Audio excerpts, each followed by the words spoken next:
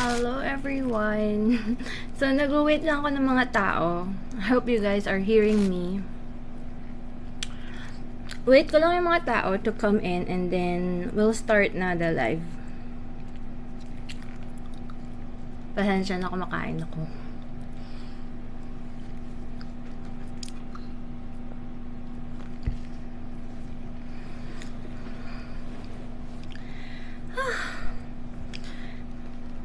Hi, Chichi!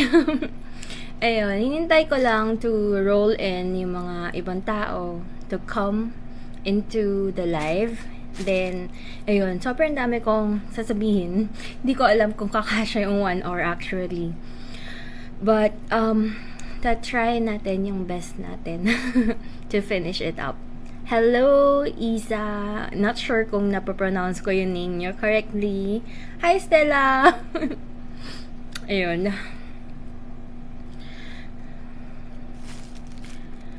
Okay. Ang dami kong mga nakikitang familiar people coming in. So, hello po!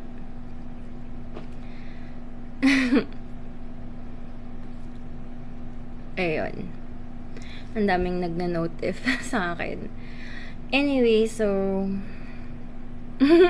Oo, parang ang tagal na since huli kong nakita ikaw sa live, or not sure, pero nakita ka na naka-comment. So ayun, yeah, hala. Thank you, nag-attend ka kahit na naka-duty ka pa. Pero pag nag-start ako, pwede ka naman makinig na lang, and you know, so yeah. Siguro maraming nakapansin, hindi ako masyadong ganun ka-active sa Facebook group natin and tsaka sa mga horoscopes. And may reason ako for that actually. Hello everyone! Yes, pag-usapan natin ang mga Mercury retrograde. Pero huwag kayong maniwala sa filter. TikTok lang yan, nakikita nyo. Ayan no. Ganda ng makeup na filter ng mga TikTok eh, nakakabulag sa katotohanan. Yes, may reason kasi ako kung bakit ako hindi masyado active. Hindi talaga ako masyado magaling pagdating sa mga Pisces energy. Kasi as you all know, moon ko is in Pisces, tas nasa 6th house siya. And it creates a lot of situations for me. And not to mention na very much affected ako ng lunar eclipse ng nangyayari. As you all know, ang lunar eclipse is going to be in the sign of Scorpio.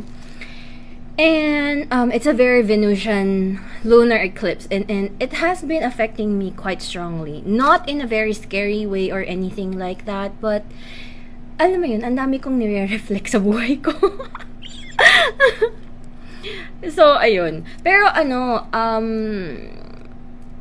when my 6th house is activated, I can be either super workaholic, or there will be times na nagpo-procrastinate ako or nagkakaroon ako ng mga episodes ko. So we call it. Pero it's nothing serious naman. It just happens na parang ano mo yun, medyo may pagka-emotional ako and stuff like that. Mga ganun. Yes, ayun pa. I actually have my Mercury, ang Mercury retrograde is going to be in the sign of Gemini. And that's going to be malapit siya sa Chiron ko actually, sa 9th house.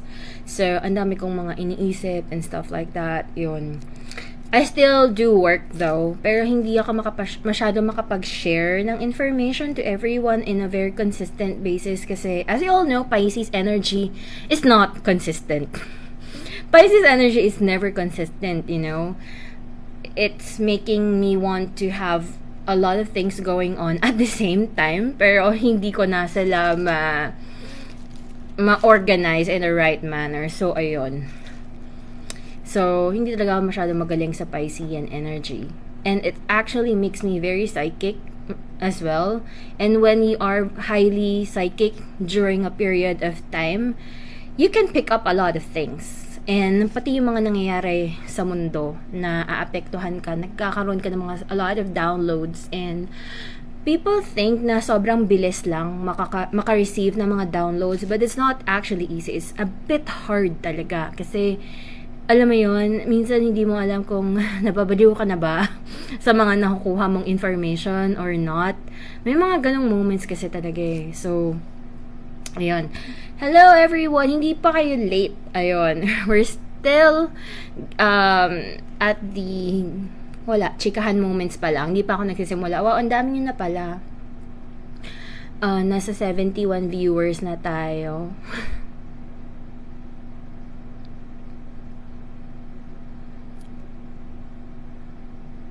Yes, ayun. So, introduction lang, no? Marami tayong pag-uusapan today. I-mention ko sa inyo isa-isa. First of all, we'll talk about Mercury retrograde and what is Mercury retrograde all about. Yung effect nito in the sign of Gemini. And then, a little bit of lunar eclipse. Pero na-discuss ko na to sa mga previous live chat natin. So, hindi ko na siya masyado i-expand very much. Pero pag-usapan natin ng konti.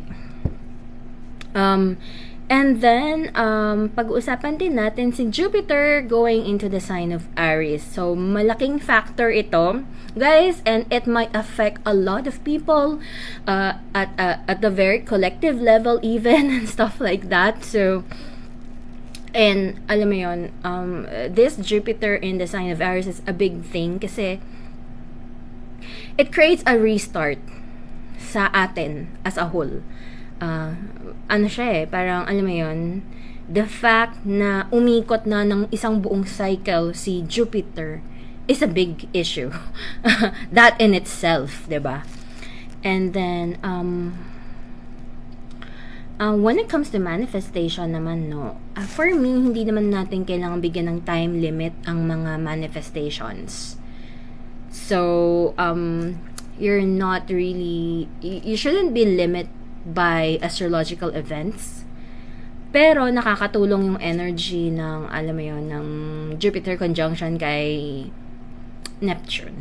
Pero yun, pag-usapan din natin sila. And then, pag-usapan din natin yung epekto ni Pluto retrograde. Yes, pag-usapan natin yung do's and don'ts later on. And then, ano pa ba? Bale, ang scope ng ating topic right now is going to start from this month up to November of 2022. Ganyan kahaba yung pag-uusapan natin today. So, yeah. So, please do be patient with me kasi ayun nga, ang hirap nilang isa-isahin. Pero I'll try my best to cater to everyone else. Malaking factor si Chiron din dito. And as you all know, Chiron is the wounded healer. Pero, Chiron also received a lot of pain in his life. So, it can really trigger a lot of our wounds, a lot of our insecurities, things that we do not want to talk about, things that hurt us in a emotional, mental, and psychological level. Then that gets activated quite strongly.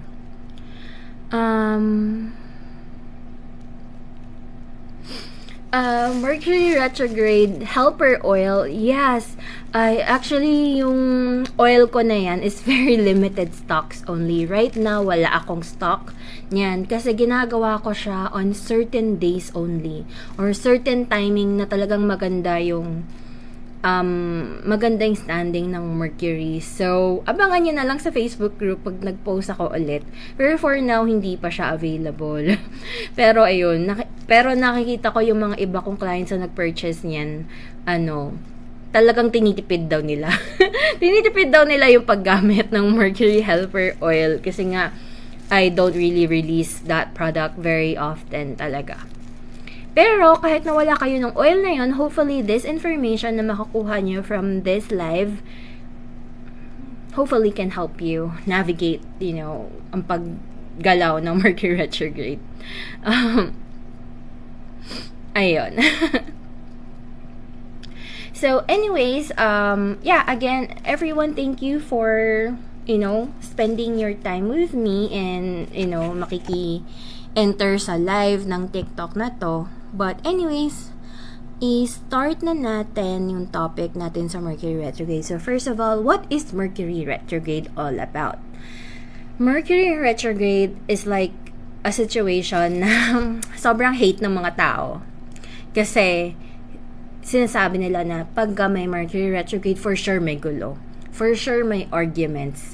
And hindi ko kayo bibigyan ng mga very technical terms ng Mercury retrograde, but basically it will seem as if from the earth, from sa atin, parang umaandar ng pabaliktad si Mercury.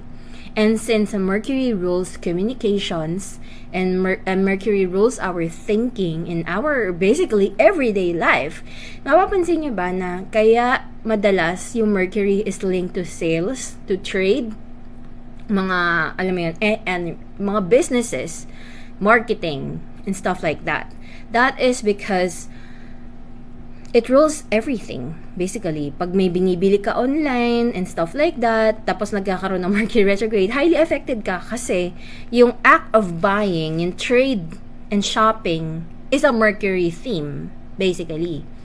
So, since retrograde yung dating sa atin from here on Earth, ano siya, parang umaandar in a way na hindi normal.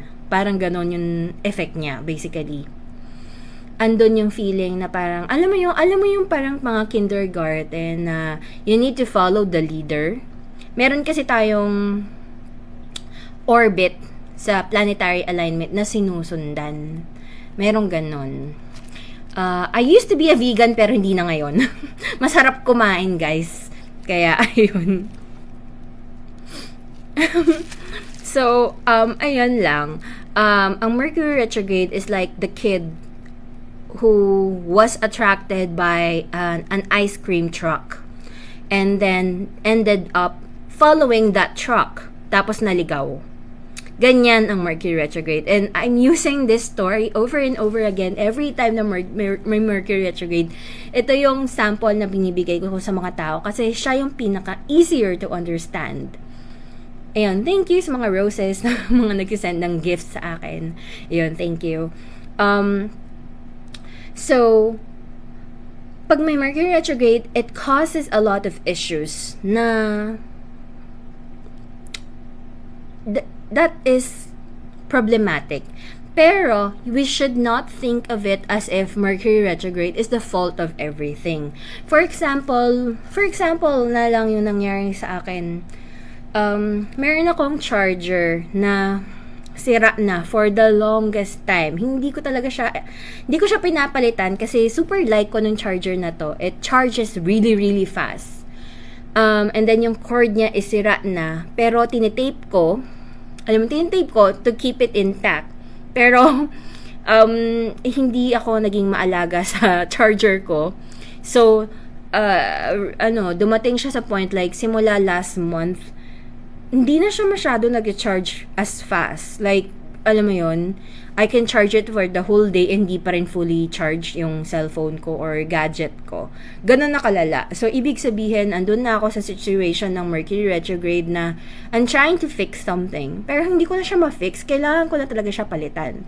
So, pag inisip mo, a lot of people will complain na bakit ganito sa Mercury retrograde, it's causing a lot of chaos. Pero pag inisip mo nang mabuti, matagal nang sira yan. Hindi mo lang talaga siya pinapalitan for the longest time. Kaya during the Mercury retrograde, you are forced to change that. And kailangan mo na talaga siya palitan. Alam mo yun, you cannot have it stay with you anymore.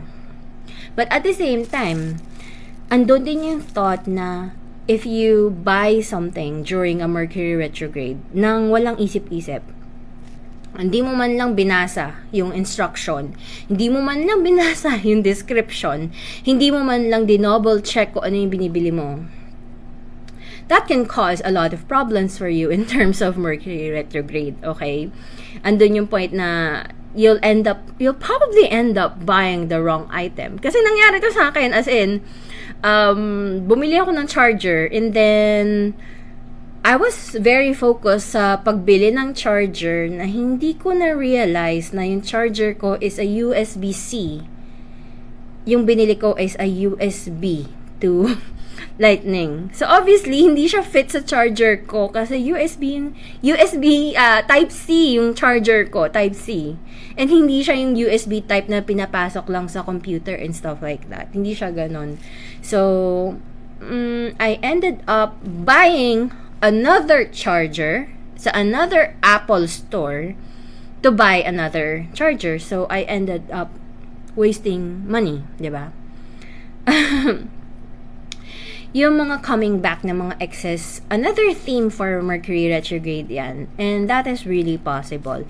Every Mercury retrograde, people from the past can really come back into the situation.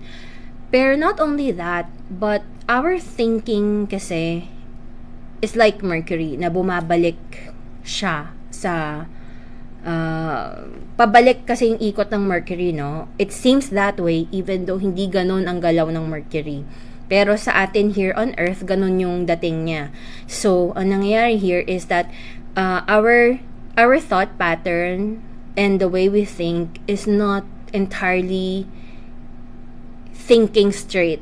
Kaya 'di ba maraming mga nagsasabi na bawal kayo magpagupit, bawal kayo mag-shopping, or bawal kayo gumawa ng contract. Yan yung mga sinasabi ng maraming astrologers.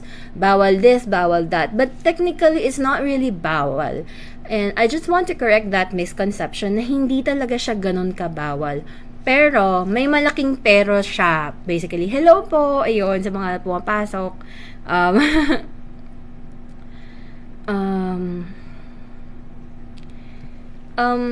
Actually, there's really nothing very significant sa Mercury retrograde na ito, pero it can actually be a game changer, this Mercury retrograde, and it has a lot to do with Jupiter, which I'll discuss in a short while. And so, as I was saying, yung thinking natin is not really straight. So, if you buy without thinking too much, or without reading the fine print or reading the instruction, we might regret the choices that we make. Pero, pagka kunyari, matagal mo ng plano bumili ng isang item, for example, you wanted to buy a printer for so long, or matagal mo nang binabalak gumawa ng something, whatever that is, tapos ginawa mo siya during a Mercury retrograde, that is okay, that is safe. Kasi Mercury retrograde is about doing something that you have always wanted to do before, or doing something na dapat ginawa mo na dati pa pero hindi mo ginawa. Ganon siya. Ganon yung effect ng Mercury retrograde. So, hello po. So, ayun. And yung mga taong maapektuhan ng Mercury retrograde, everyone is going to be affected by the Mercury retrograde. Pero mas naapektuhan lang talaga yung mga taong may mga Gemini and Virgo alignments. Kasi this time around, Mercury is going to be in the sign of Gemini, and ito yung house and ruler ni Mercury. Pero at the same time, it actually also tells us na communication, thinking, and our social norm is very much highly affected. So, ganun yung energy nitong Mercury retrograde na to. And anyone who has 29 degrees to 10 degrees or so of any particular sign. So, for example, pag tinignan nyo yung natal chart ninyo, anything na may 29 degrees to 10 degrees, maapektuhan yan. Lalo na kapag Mercury yun and stuff like that. That's going to be highly affected. Yeah, oo. Ang mga Gemini, every Gemini is going to be very much affected. Actually, it's not bawal. I think na-mention ko na to sa previous live. Hindi entirely bawal mag-manifest during an eclipse. I think ibang astrologer yung nagsabi na bawal. For me kasi, it depends sa eclipse, okay? Kasi hindi lahat ng eclipse maganda eh. So, technically, pag nag-try ka mag-manifest, kasi dalawa ang klase ng manifestation, guys. Ang manifestation kasi, no, yung ibang tao, ang way nila of manifestation is doing a ritual like candles and stuff like that. Yung iba naman is through journaling, and yung iba naman is through thought pattern and thinking. Actually, it's a very wrong thing to say of wanting to pwede bang mag-manifest? Kasi mali kasi sabihin yon, kasi we are always manifesting. Ano yung pagkakainin mo mamaya? The act na may kakainin ka mamaya is already a form of manifestation. So, it's really very wrong to say na kailan ka dapat mag-manifest kasi you are always manifesting. So, yun lang. So, for me, yung hindi lang talaga okay gawin during an eclipse is a candle ritual. Yung mga ganyan. Ritual type is not really good during an eclipse. Pero it really depends kung maganda yung energy, then, you know, you should try to make use of it.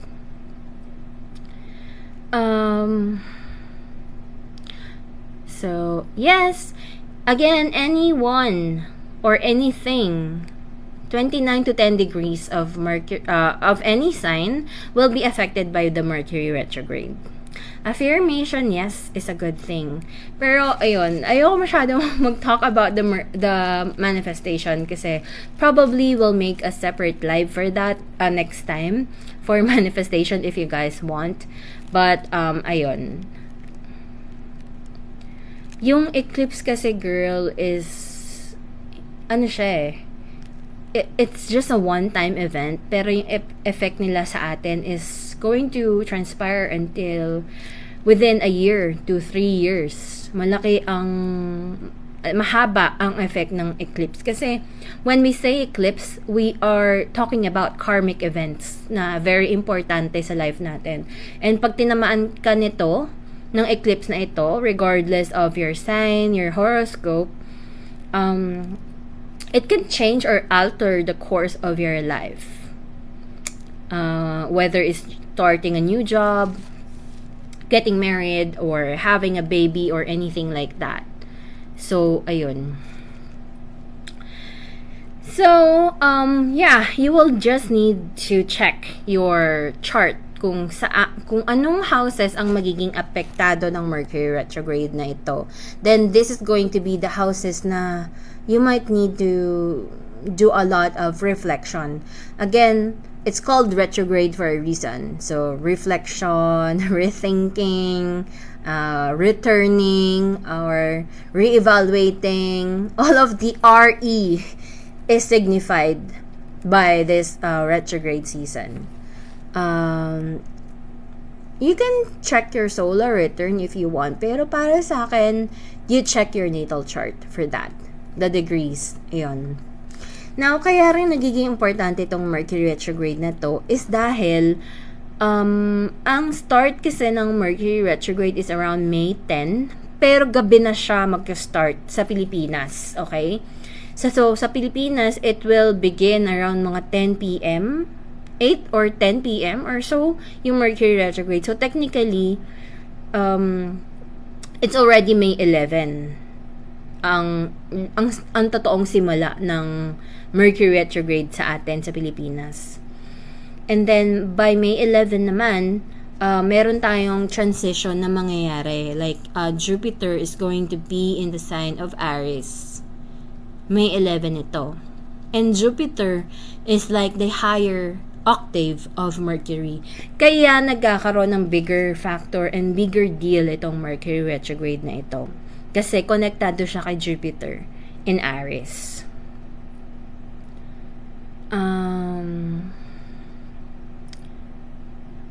No.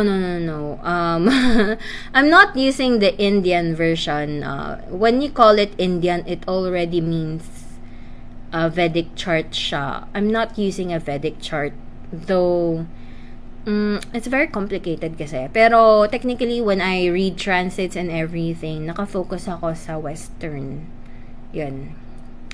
So, anyways, So yun, Jupiter in Aries, diba? Jupiter in Aries is going to be very important for us all. Kasi, think about it. Jupiter is all about expansion and it's all about growth. So, in the sign of Aries, this is going to highlight things in our life na magkakaroon tayo ng spark of ideas, a lot of inspiration and stuff. We are going to have that energy of fighting for something, wanting to, alam mo yung desires natin, depende kung ano yung Mars ninyo sa chart ninyo. So, for example, Jupiter in the sign of Aries, hahanapin ninyo kung nasaan yung Mars nyo sa natal chart ninyo at nasaan yung Mars ng transit, basically. And you will have to combine that para malaman ninyo kung ano yung pinaka-effect nito sa inyo. But technically, since Mars is all about action, initiation, energy, so magkakaroon tayo ng, alam mo yun, wanting to heal ourselves at some point. Kasi with Jupiter in Aries, ang mangyayari nito is papasok agad siya sa conjunction with Venus and Chiron. Venus and Chiron is all about, healing something, in healing ourselves in a very emotional level, our self-confidence and stuff like that, the things that is really very important to us. And iba-iba kasi yung pakiramdam sa atin as a whole.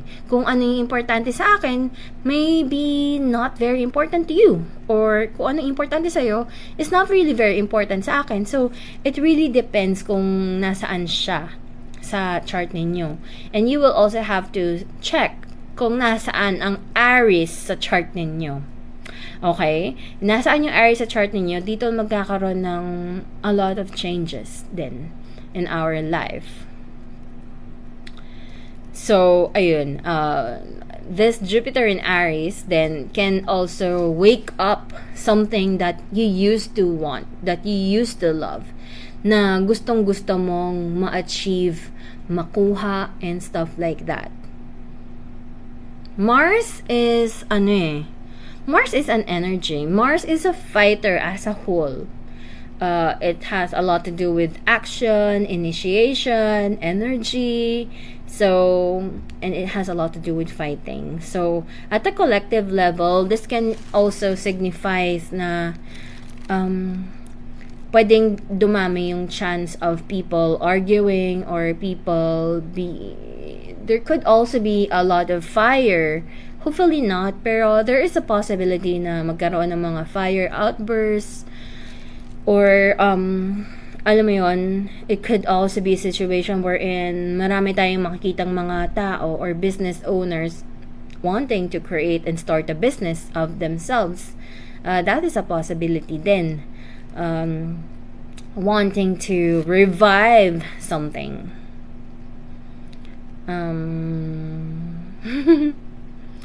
Actually, hindi naman tayo nakukulangan ng Aries.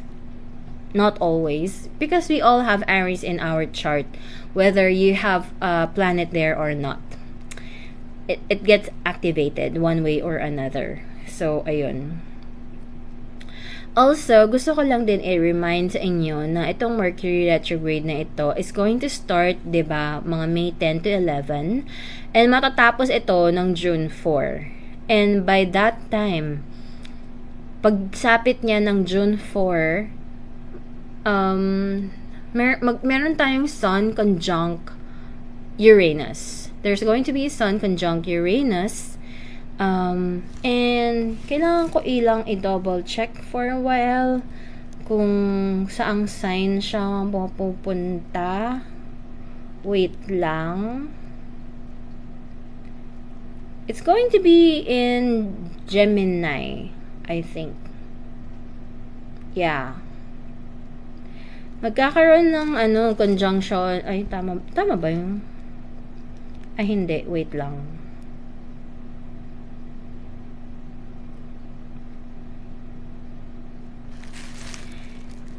will probably be around, yeah, Gemini or so. So, there's going to be a lot of, mabubuhay yung mga, since connected ang Jupiter and Mars and yung Sun and Uranus, that's going to be in Taurus at some point. Activated yung Sun and Uranus. So, there's going to be a lot of changes, not only in our personal life, but on a collective level then, as a whole. So, this is going to cause a lot of changes, and not to mention na may lunar nodes activated din tayo dahil sa lunar eclipse na mangyayari around mid of May. So, hello po.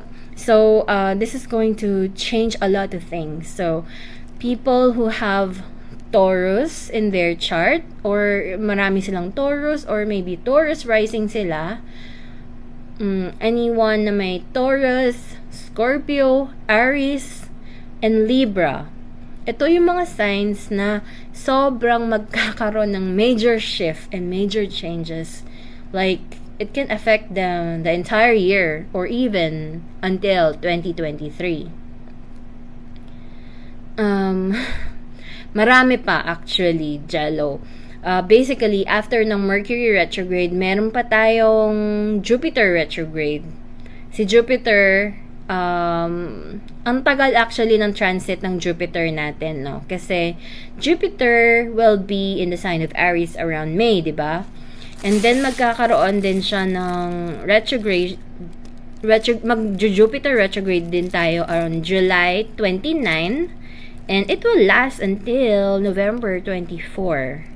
So when Jupiter is retrograde, mas nafe-feel natin si Jupiter, and it increases a lot of the luck factor.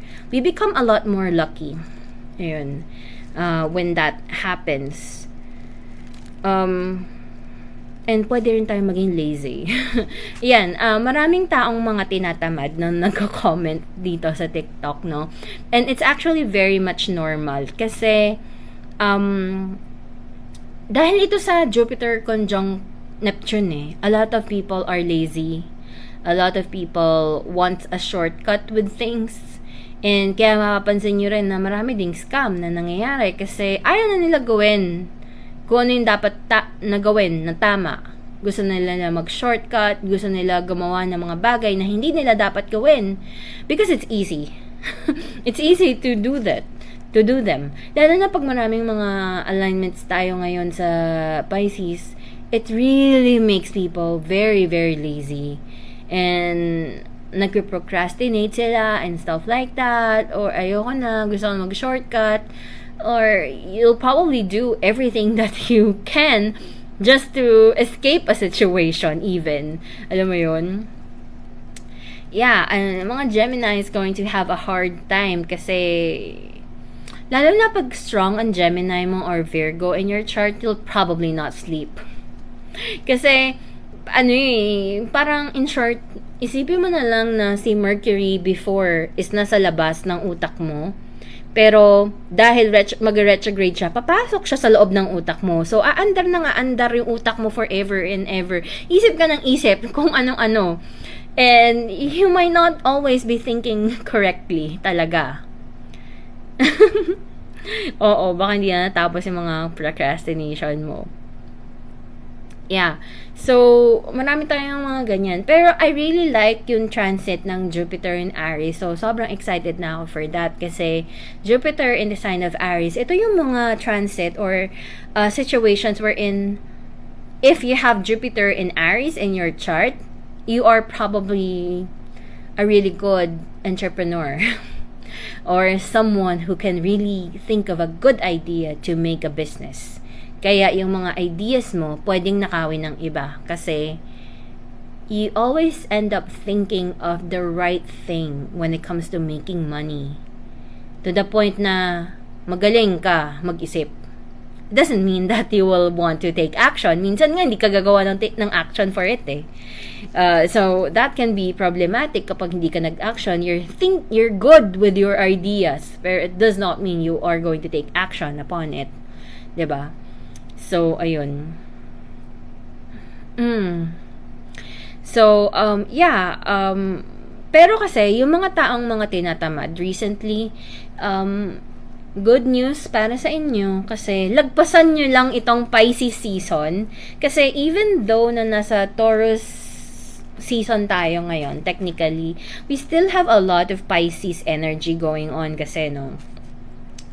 And pag maraming mga Pisces energy, mabilis tayo maging emotional, a lot of mood changing, procrastination, tinatamad, inaantok, or alam mo yung ang tawag doon, escapism. You want to, maybe gusto mo lang manood ng Korean novela, telenovela, yung mga ganyan. Hello, Demi. Yes, I do chart readings. Though, medyo mahaba ang pila ng booking ko. So, you can check my website sa inthestarsbykrissy.com for that. But, yun. Just keep in mind lang na medyo mahaba. But if you're willing to wait, you can book a reading with me. Yun lang. So, basically, mapapansin natin, everyone is going to make pansin of the shift na finally things are changing.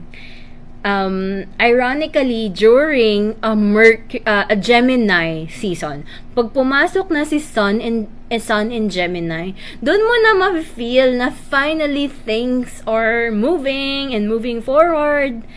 Ang reason niyan hindi dahil na Gemini season na. Ang reason niyan is actually because marami na tayong Aries energy na papasok.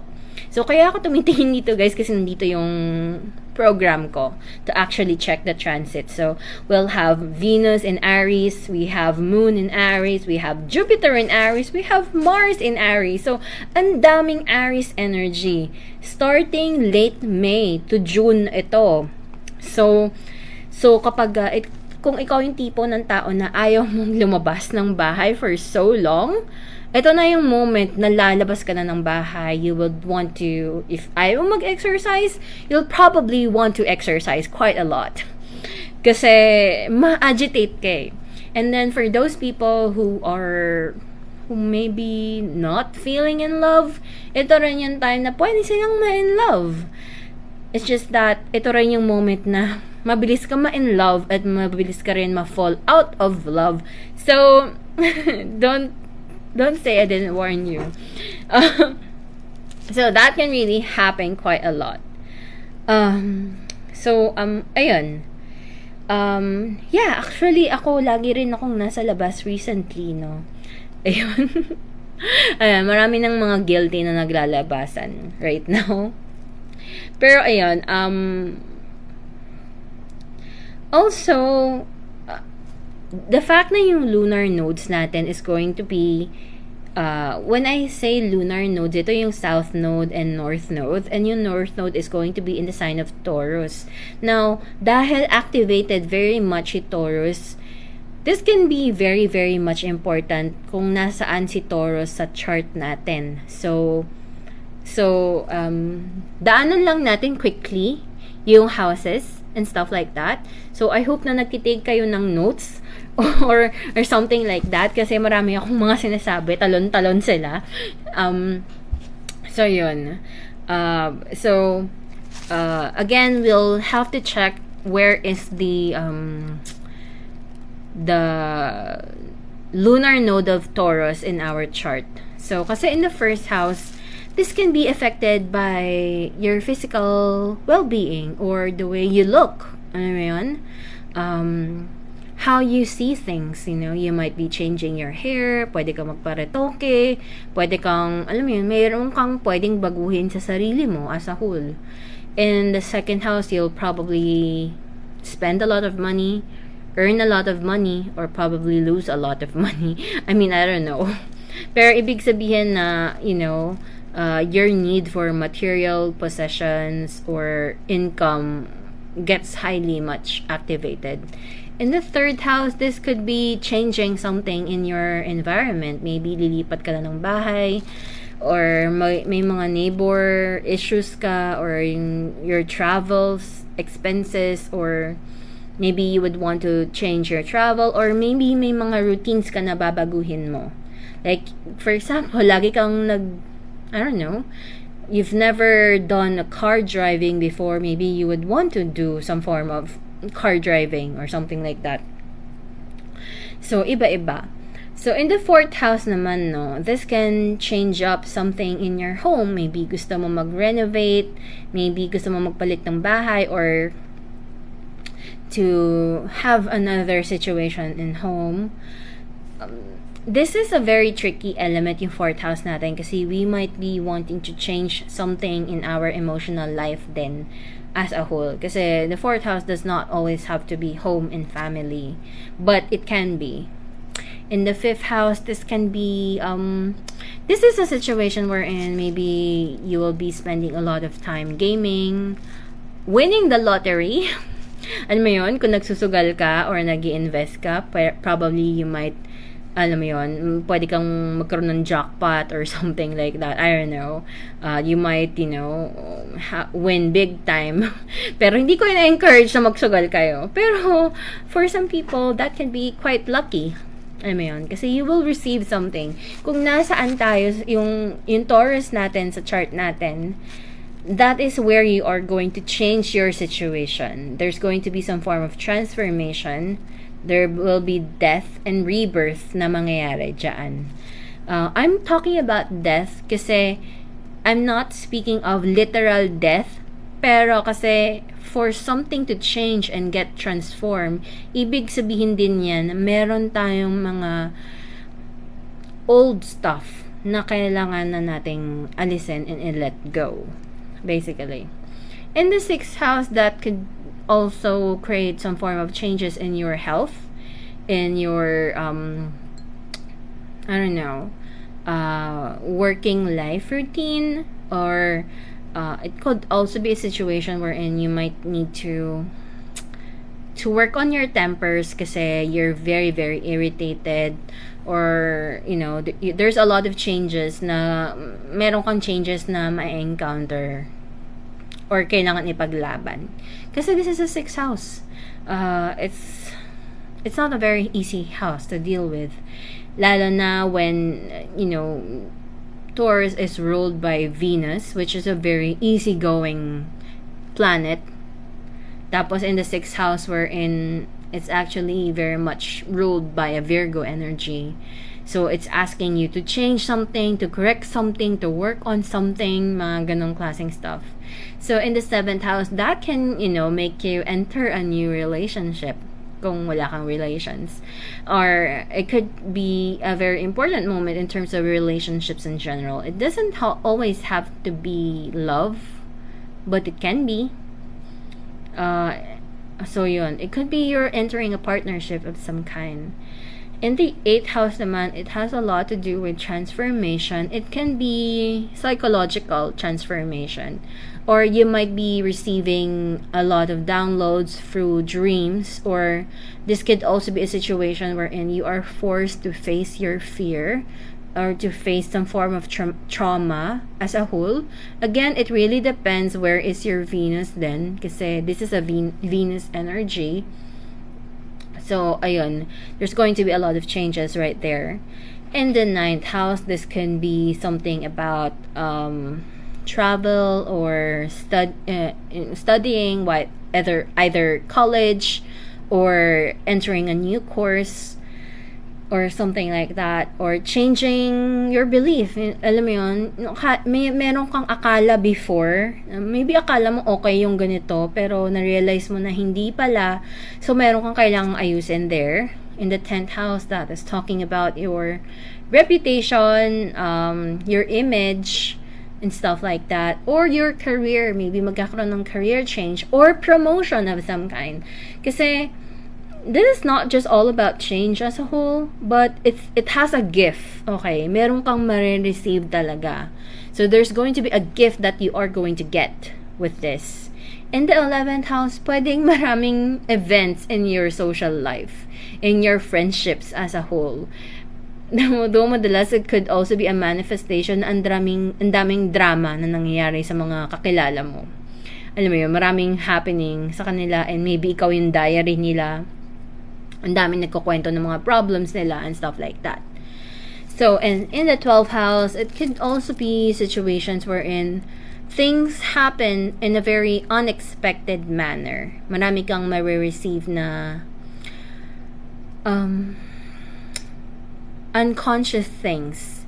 Maybe you will get a form of revelation or news through your dreams. It could also be a situation wherein technically something unexpected suddenly occurs in your life. So yun. And ang mahirap lang talaga sa 12th house that hindi mo alam if it's good or bad. You'll just have to experience it to know it. So, ayun. But definitely, do not neglect your gut feeling and your intuition pag nasa 12th house siya. You just need to be careful, no? Kasi pag it's 12th house, there's always a risk into everything. So, you need to be more careful in terms of making decisions. So, yun lang. So, yan yung mga housing alignment nitong North Node in Taurus effect.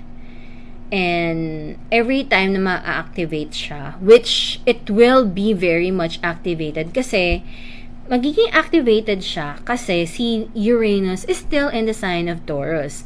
And Uranus has been in Taurus for quite a long while. And imagine 6 years ito nasa Taurus ha. So, the fact na pagpasok niya ngayon sa Taurus, syempre tatamaan niya si Uranus, there's always going to be changes in terms of that Taurus part of our chart. Ayun, hindi ko alam ang mga lucky color technically, but if ako yung tatanungin nyo, it's probably going to be green. Green. Yun. Of course, this is just me talking about Venus and Taurus energy. Kaya ko lang sinabi yung green. Pero, it really depends, no? Hindi ako yung right person to go to when it comes to that. Kasi kung ako yung papipiliin, depende sa transits, iba-iba yung magiging colors na supported or recommended. Kasi, when we are talking about astrology, we are seeking balance kasi. So, we cannot just use one color for the entire year. Kailangan balance. Hello po. Yes, don't worry sa mga kakapasok lang. I-upload ko itong live video sa Facebook group and sa YouTube para mahabol ninyo. So, ayun. Okay. So,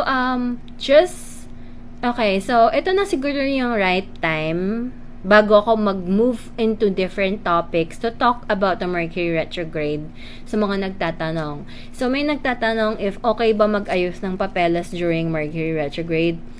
It depends. Kasi, first of all, kung nag-aayos ka ng papeles, kasi matagal mo na siyang inaayos at hindi pa siya naayos until now, then oo, kailangan mo na siyang ayusin during the Mercury retrograde. Pero for example, if it's something new, it's not really entirely recommended. Pero in short, kailangan mong suriin yung mga agreements ng papeles na yan. Kasi most likely, even though that you are the most careful person in the world, you'll probably miss out something. So, every time na may Mercury retrograde, you need to not just double check on the information, you need to triple check on it. Kasi, most likely, magkakaroon ng glitches yan. It's very normal to have glitches and stuff like that. So, hindi, alam mo yun, we cannot say na things will go smoothly. Pero it does not mean that you should not do it. Kasi, minsan nalilito kasi yung mga tao na Mercury retrograde, so dapat hindi ko gawin ng isang bagay. Pero mapapansin ninyo, pag Mercury retrograde, laging may nangyayari na you are forced to do something na sinasabi ng tao na hindi pwede. Like for example, bigla ka na lang nagkakaroon ng situation na kailangan mong kausapin yung, yung boss mo for some form of contract analysis or recontracting and stuff like that. And nagkakataon, nangyayari siya during Mercury retrograde. It does not mean na bawal. It just means na Mercury retrograde kasi means, technically, is that you need to do something na Mercury retrograde. meron kang kailangang ayusin, meron kang kailangang gawin, alam mo yun? Kasi hindi siya ganun ka-clear and stuff like that, so kailangan mo siya i-work things out. So, again, whenever if you're asking if pwede ba magpagupit, pwede bang, ano ba yung mga ibang mga tanong ng mga tao? Kung pwede ba ako lumipat ng bahay and stuff like that, or pwede ba akong bumili ng new item and stuff like that. Again, it depends kung it's a past issue na ba. Kumbaga, naisip mo na ba to dati? Gusto mo na ba siyang gawin dati pero hindi mo nagawa? Tapos ngayon ka lang nagkaroon ng chance to actually to work on it, to buy it, or something like that. Yun lang talaga yung parang exception. Alam mo yun? You can also have a surgery during a Mercury retrograde as long as matagal mo na siyang plano. And gumagawa ka ng sarili mong research about it. Pero kunyari kung, alam mo yun, kunyari kung may naisip ka lang, may nakita ka lang sa Shopee, for example, na item na gusto mong bilhin, pero hindi ka nagbasa. Hindi mo alam kung how it actually really works and stuff like that. You just bought it kasi maybe sale, alam mo yun, yung mga 5.5 or whatever, mga sale ng mga Shopee and Lazada. You might regret that purchase. You might regret that purchase kasi andun kasi yung issue na every time you do something new, you purchase something new in a Mercury retrograde, for sure, mabibili mo siya, pero it does not mean you'll be able to use the item. Pwede mo siyang gamitin, pero it does not mean you'll be able to make use of it.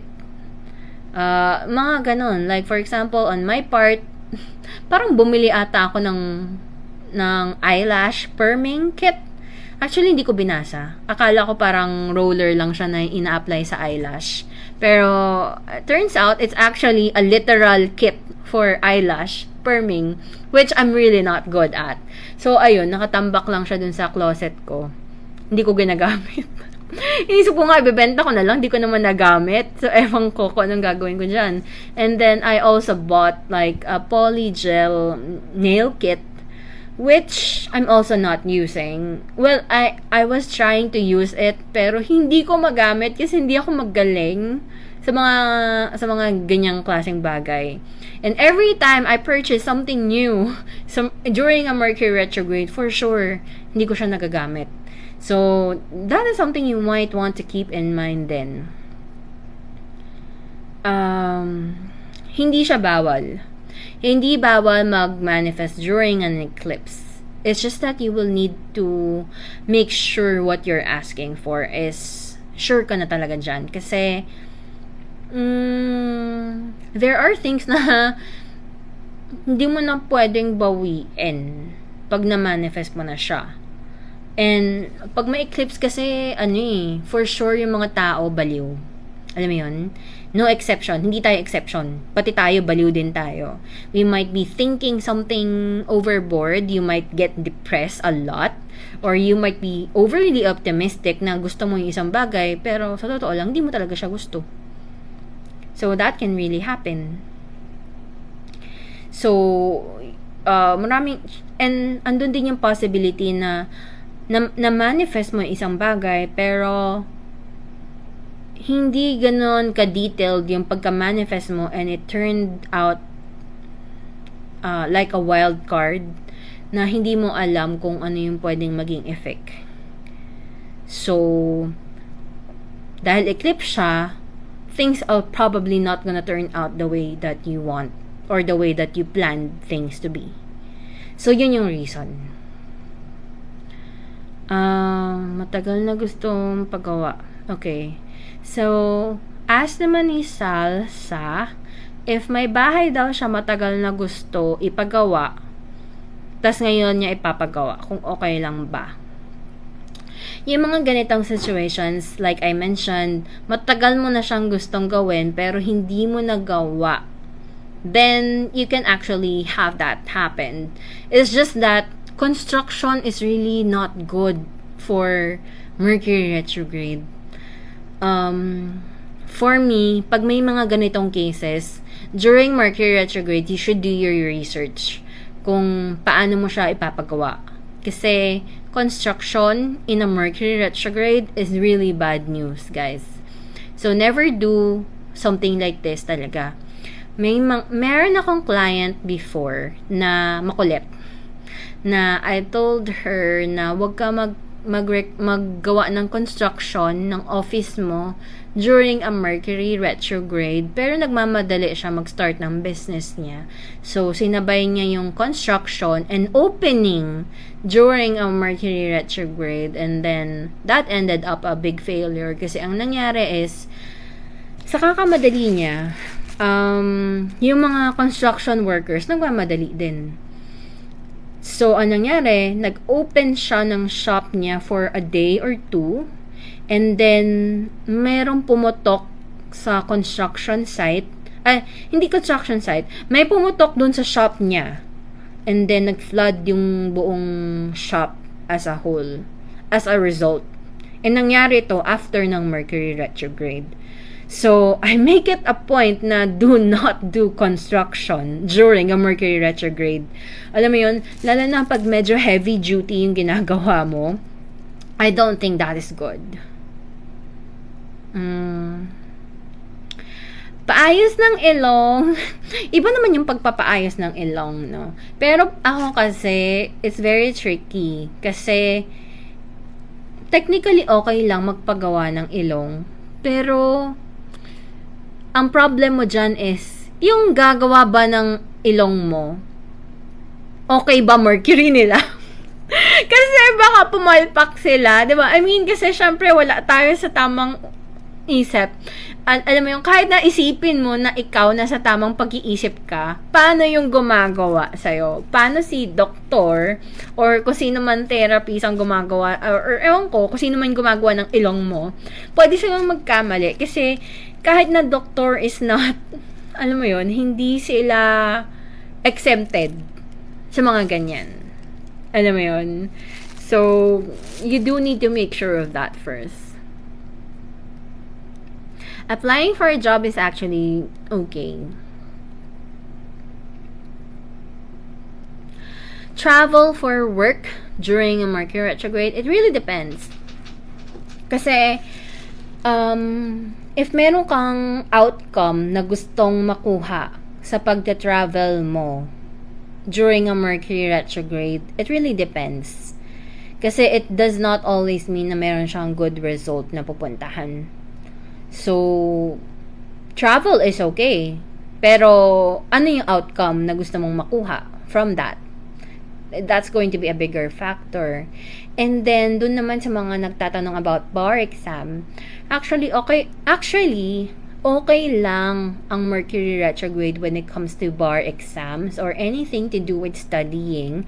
Kasi, Mercury retrograde, ang magiging issue mo dito is that hindi mo pwedeng madaliin ang pag-exam mo or anything to do with study. If you are going to be careful in terms of studying or, you know, working on your exam and stuff like that, then, alam mo yun, makakatulong si Mercury retrograde kasi you might be able to see things na usually hindi mo nakikita. So, pwede siyang maging very helpful for you when it comes to exam. Pero at the same time, if yung Mercury mo naman, isabihin natin kunyari may Mercury in Aries ka, edi impulsive ka na naman. So ang mangyayari niyan is that you will need to make sure na you are double checking everything, to make sure na wala kang maling nagawa.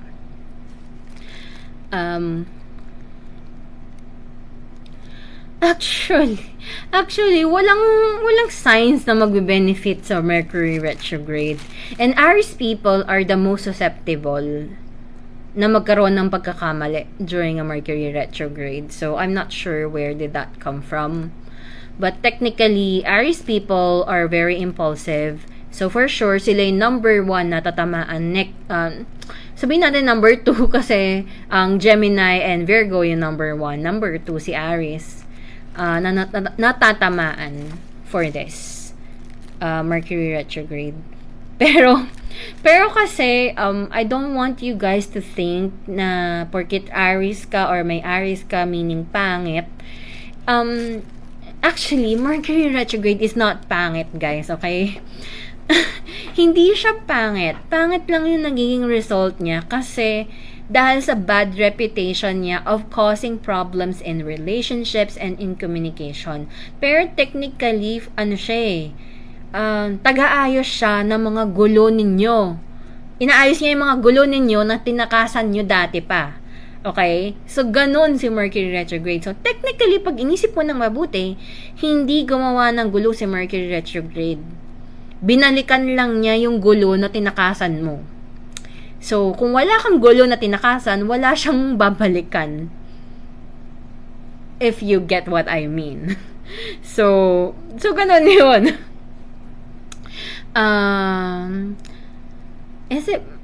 It's actually not bad. Okay. Ayun. Ang issue kasi when it comes to love life and relationships, since nakikita ko ang dami nagtatanong ng love life and relationships when it comes to Mercury retrograde, ito kasi yung issue, no? Kasi you're not just working with your chart, you're also working with that person's chart. Okay? And then, syempre, magko-combine yung chart ninyo. How you think is different from how they think. And then, igigitna mo pa si Mercury retrograde dyan, talagang andun yung chance na kailangan mo habaan yung pasensya mo. Alam mo yun?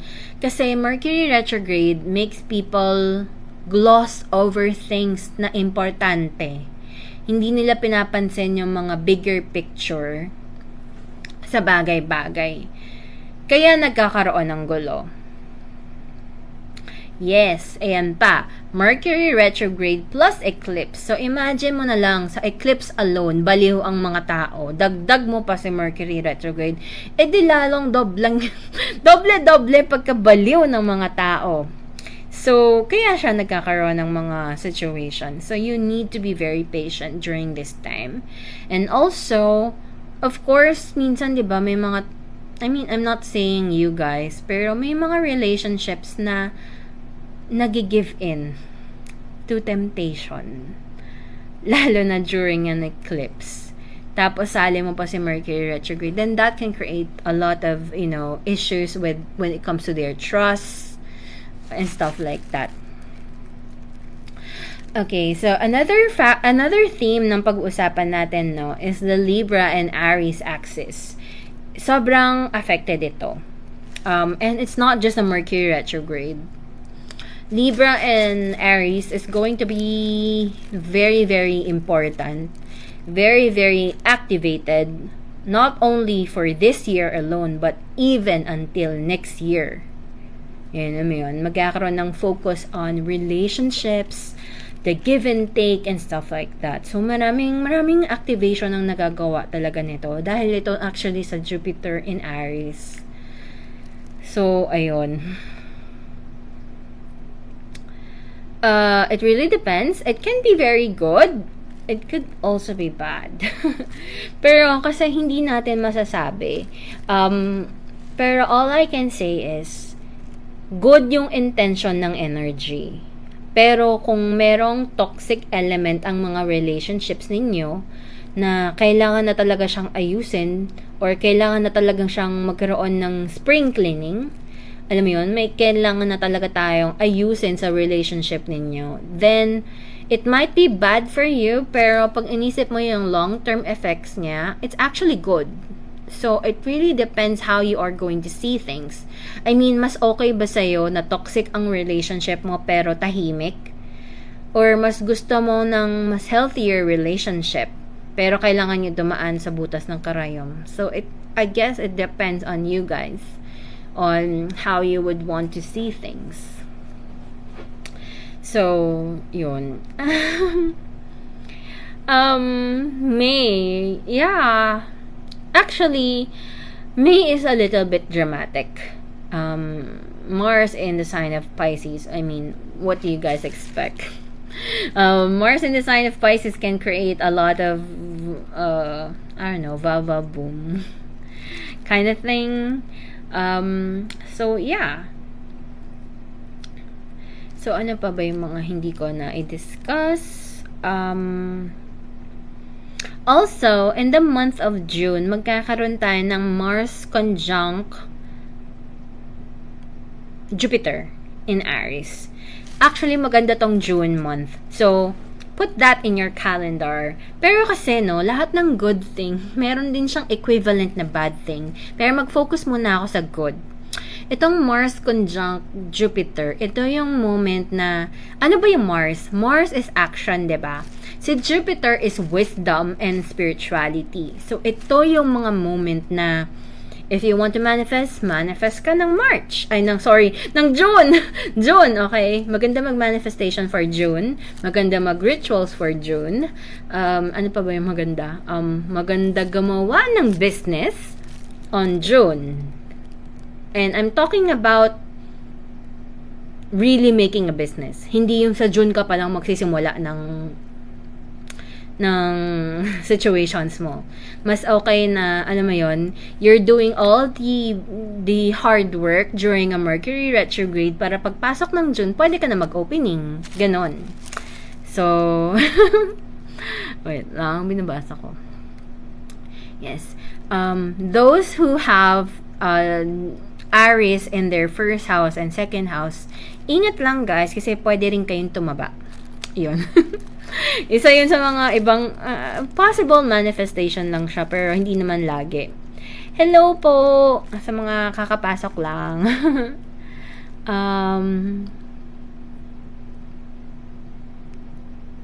Yes. So, yun. So, sinasabi ni Reese na may malala daw siyang mga mood swings. This is actually because of the Pisces energy during May.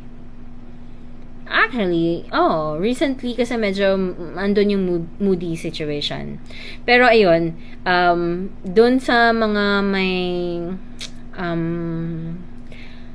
again, Aries first or second house, magkakaroon, wait lang ha.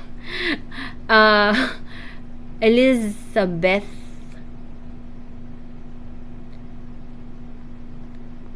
parang may mga nagtatanong sa akin when daw yung live ko. Actually, live na ako kanina pa. Anyways, so ayun. Gemini, Sun, Moon. Ay, wow. That's a whole package. Gemini, Sun, Gemini, Moon. Okay, so this is going to create a lot of crazy stuff for you, probably. Maraming mga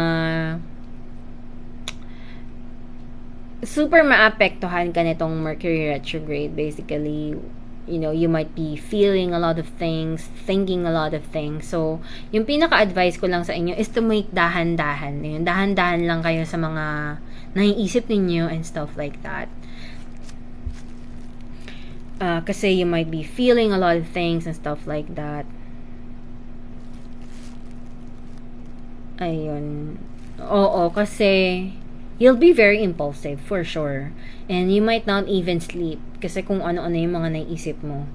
And it's very, parang ma-experience mo yung situation na lalabas ka ng bahay, tapos may nakalimutan ka, tapos lalabas ka na naman, may nakalimutan ka na naman, lalabas ka naman, may nakalimutan ka na naman. So, pwede siyang mangyari. So, in everything that you do or say to people, double check or triple check everything. So you will need to, you know, focus on that a lot. Thinking of a lot of things, Gemini here, pero positive lang dapat ang isipin. Oo. Yeah, marami kayong mga kailangang isipin. And to think, na-experience nyo lahat yan. Hindi pa nag-start ang Mercury retrograde, guys. Just want to mention that, hindi pa tayo nagsisimula. Mag-start pa lang siya in 2 days from now. 2 or 3 days from now. So, imagine mo na lang, paano na pag pumasok pa si Mercury retrograde is going to expand quite a lot. And siguro, if ever man nang magkaroon kayo ng mga issues, is pag pumasok na yung eclipse. And eclipse is going to occur around May 16 to 17. So, ayun. dun sa activated ang 12th house ng Gemini, you might be getting a lot of insight in your dreams, you know? Possibility lang naman siya.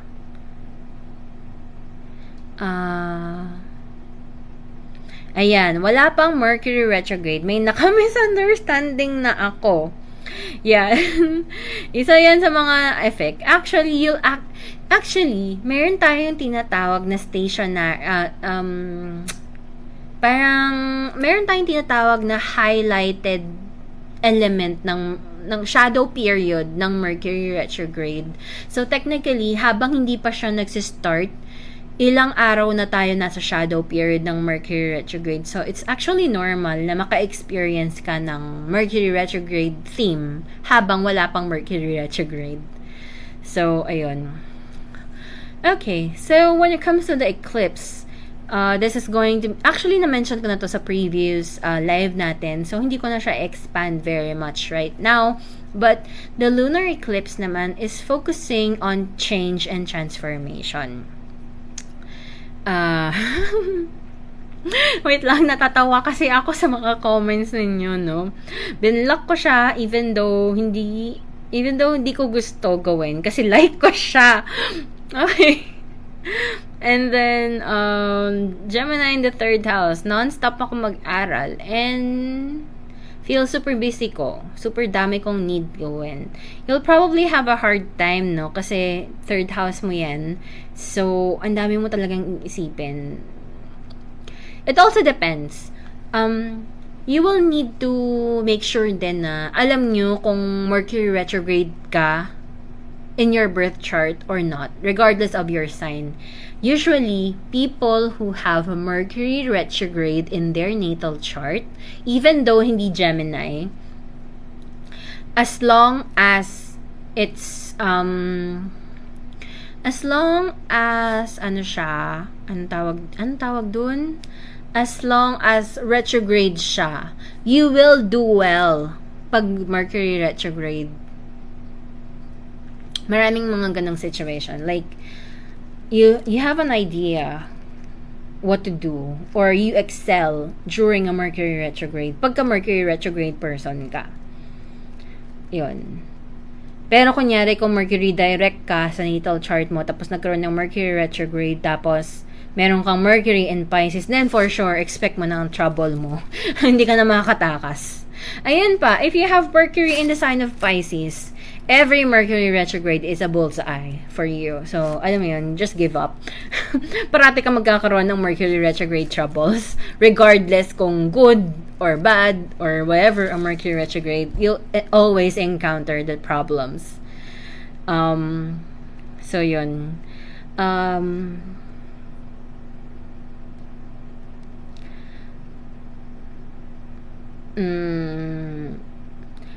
Depende tong Venus in Gemini retrograde kasi it could be something to do with love. Yan. Or it really depends. 7th house ko is Gemini and then that can be manifestations a relationship, you know, or hearing from someone in the past that you used to connect with.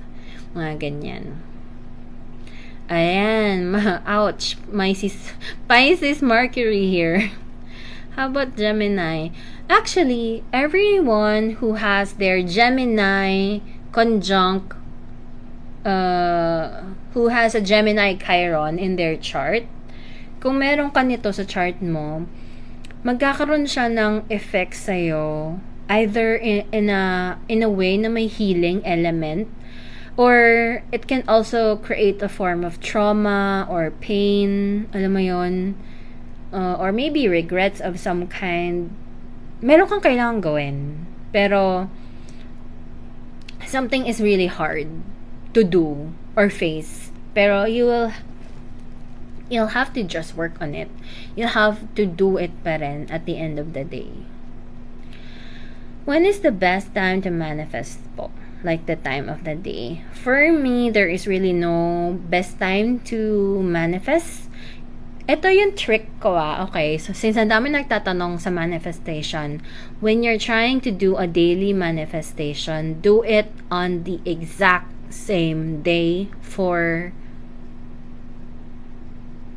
for a powerhouse day consecutively. So, ano ibig ko sabihin? Isingit ko lang ito for those people who are interested. Pero for example lang, no, the power number day that you are going to pick is 3, 5, or 9. You can 3, 5, 7, or 9. Ito yung mga powerhouse days na for me, when I say 3, 5, 7, and 9, this is days. 3, 5, 7, 9 days. Tapos pipili ka ng oras. Sabihin natin 3 o'clock p.m. or 9 o'clock p.m. Ito yung mga oras kung saan ka magpe-pray or kung saan ka magma-manifest. And you will have to commit yourself to do this on 3, 5, 7, or 9 days. Pipili ka lang sa isa, okay? Sabihin natin na 3 days manifestation. Usually, I would go for 7. Ako, ang ginagawa ko, either 5 or 7. That's me, personally.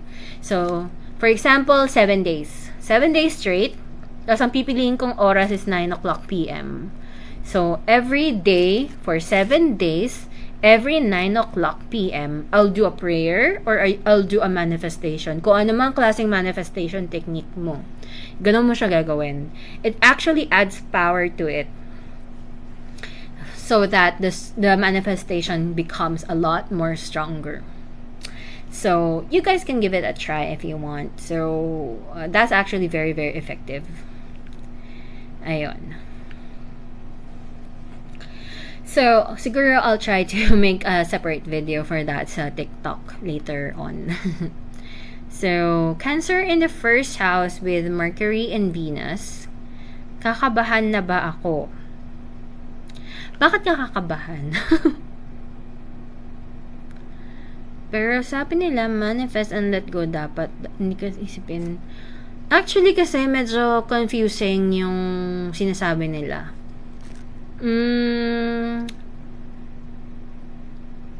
Kasi, depende.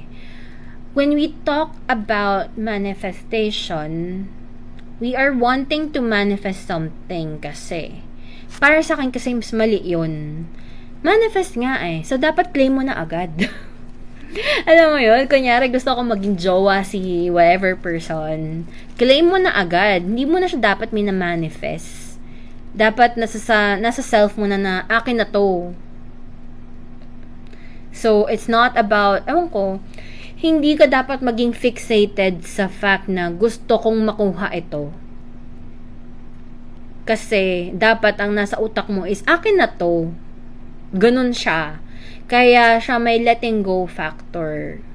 So that, alam mo yun, dapat nasa psyche mo or unconscious mind mo na ito na talaga yung situation. I don't have to worry about it and stuff like that. Kailangan mo na talaga siya i-claim. Alam mo yun? And hindi siya dapat mangyari na fina-force mo i-claim ang isang bagay. It's more of, ano siya eh, parang it's natural to you. Na, sus, babalik din yan sa akin. Patay na patay yan sa akin. Mga ganon. Naiya ako. Ano ba yan? Yung mga ganong klaseng bagay.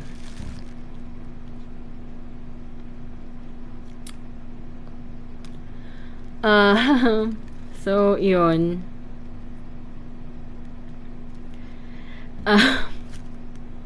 Mga ano, parang feeling mo. Masyado kang feeling. Pero, ganun kasi talaga ang manifestation. You have to be confident and you have to feel it. Hindi siya of wanting or stuff like that. Once na gusto mo na mag-manifest, actually, yung tinuro kong 3, 5, 7, and 9, good siya for a prayer. Good siya for a prayer na gusto mong i-manifest. Hindi siya about really ko, iba-iba kasi ang manifestation techniques eh. So, yun lang. So, I'll talk about that on a different note. Pero, yun, like I mentioned earlier, meron tayong Mars conjunct Jupiter. So, this is about wisdom and action combined. So, ibig sabihin, it's more about yung intellect natin and yung katawan natin, yung the way we act and pursue things comes together. So, ibig sabihin, mas marami tayong na-achieve, mas marami tayong nagagawa. And, alam mo yung mga situation wherein you are wanting to manifest something, pero nasa utak mo lang, pero wala kang nagawa. Ito yung moment na kaya siya maganda kasi nasa utak mo siya, pero you can actually make it happen. Pwede kang may gawin about it. So, meron siyang ganong factor. Kaya ako siya gustong-gusto. Kasi, you can think about it and you can actually make a difference in the real world. Hindi lang sa fantasy mo. So, that's actually one of the reasons bakit sobrang gusto ko yung alignment na ito. Pero, ulitin ko lang, no, na this can also be quite scary by itself. Kasi, this can also mean na maraming tao na mag-argue. Wait lang ha, open ko lang yung chart na tinitingnan ko kanina. Maraming tao pwedeng mag-argue kasi not only is that Mercury is going to be in Taurus by that time, mga around June, pero lilipat din siya sa Gemini. So again, like I mentioned earlier, Jupiter is connected to Mercury. Kaya hindi natin pwede i-separate si Jupiter and Mercury. So, there's going to be a lot of alignments in June sa Aries. And then, si Mercury is going to be in Gemini. And this can create a situation wherein siguro ang dami mag-aaway on the social media. I mean, normally, marami naman talaga nag-aaway in social media, pero there's really a chance na mas marami pang mag-away. Or, alam mo yun, pwede silang magsantukan and stuff like that. Pwede tayong makahear ng mga news about a lot of fighting or infighting or fighting with words. Yung mga, anong tawag doon? Yung parang nag-flaming ba ang tawag dyan? Alam mo yung mga keyboard warrior yun. Keyboard warrior. Maraming mga ganyang elements, much more than usual. There's also a chance na pwedeng magkaroon ng mga fire accident na pwedeng mag-manifest or some form of inflammation can occur. So, you do need to be careful about that. Ayun, mga trolls. Yan. Yes.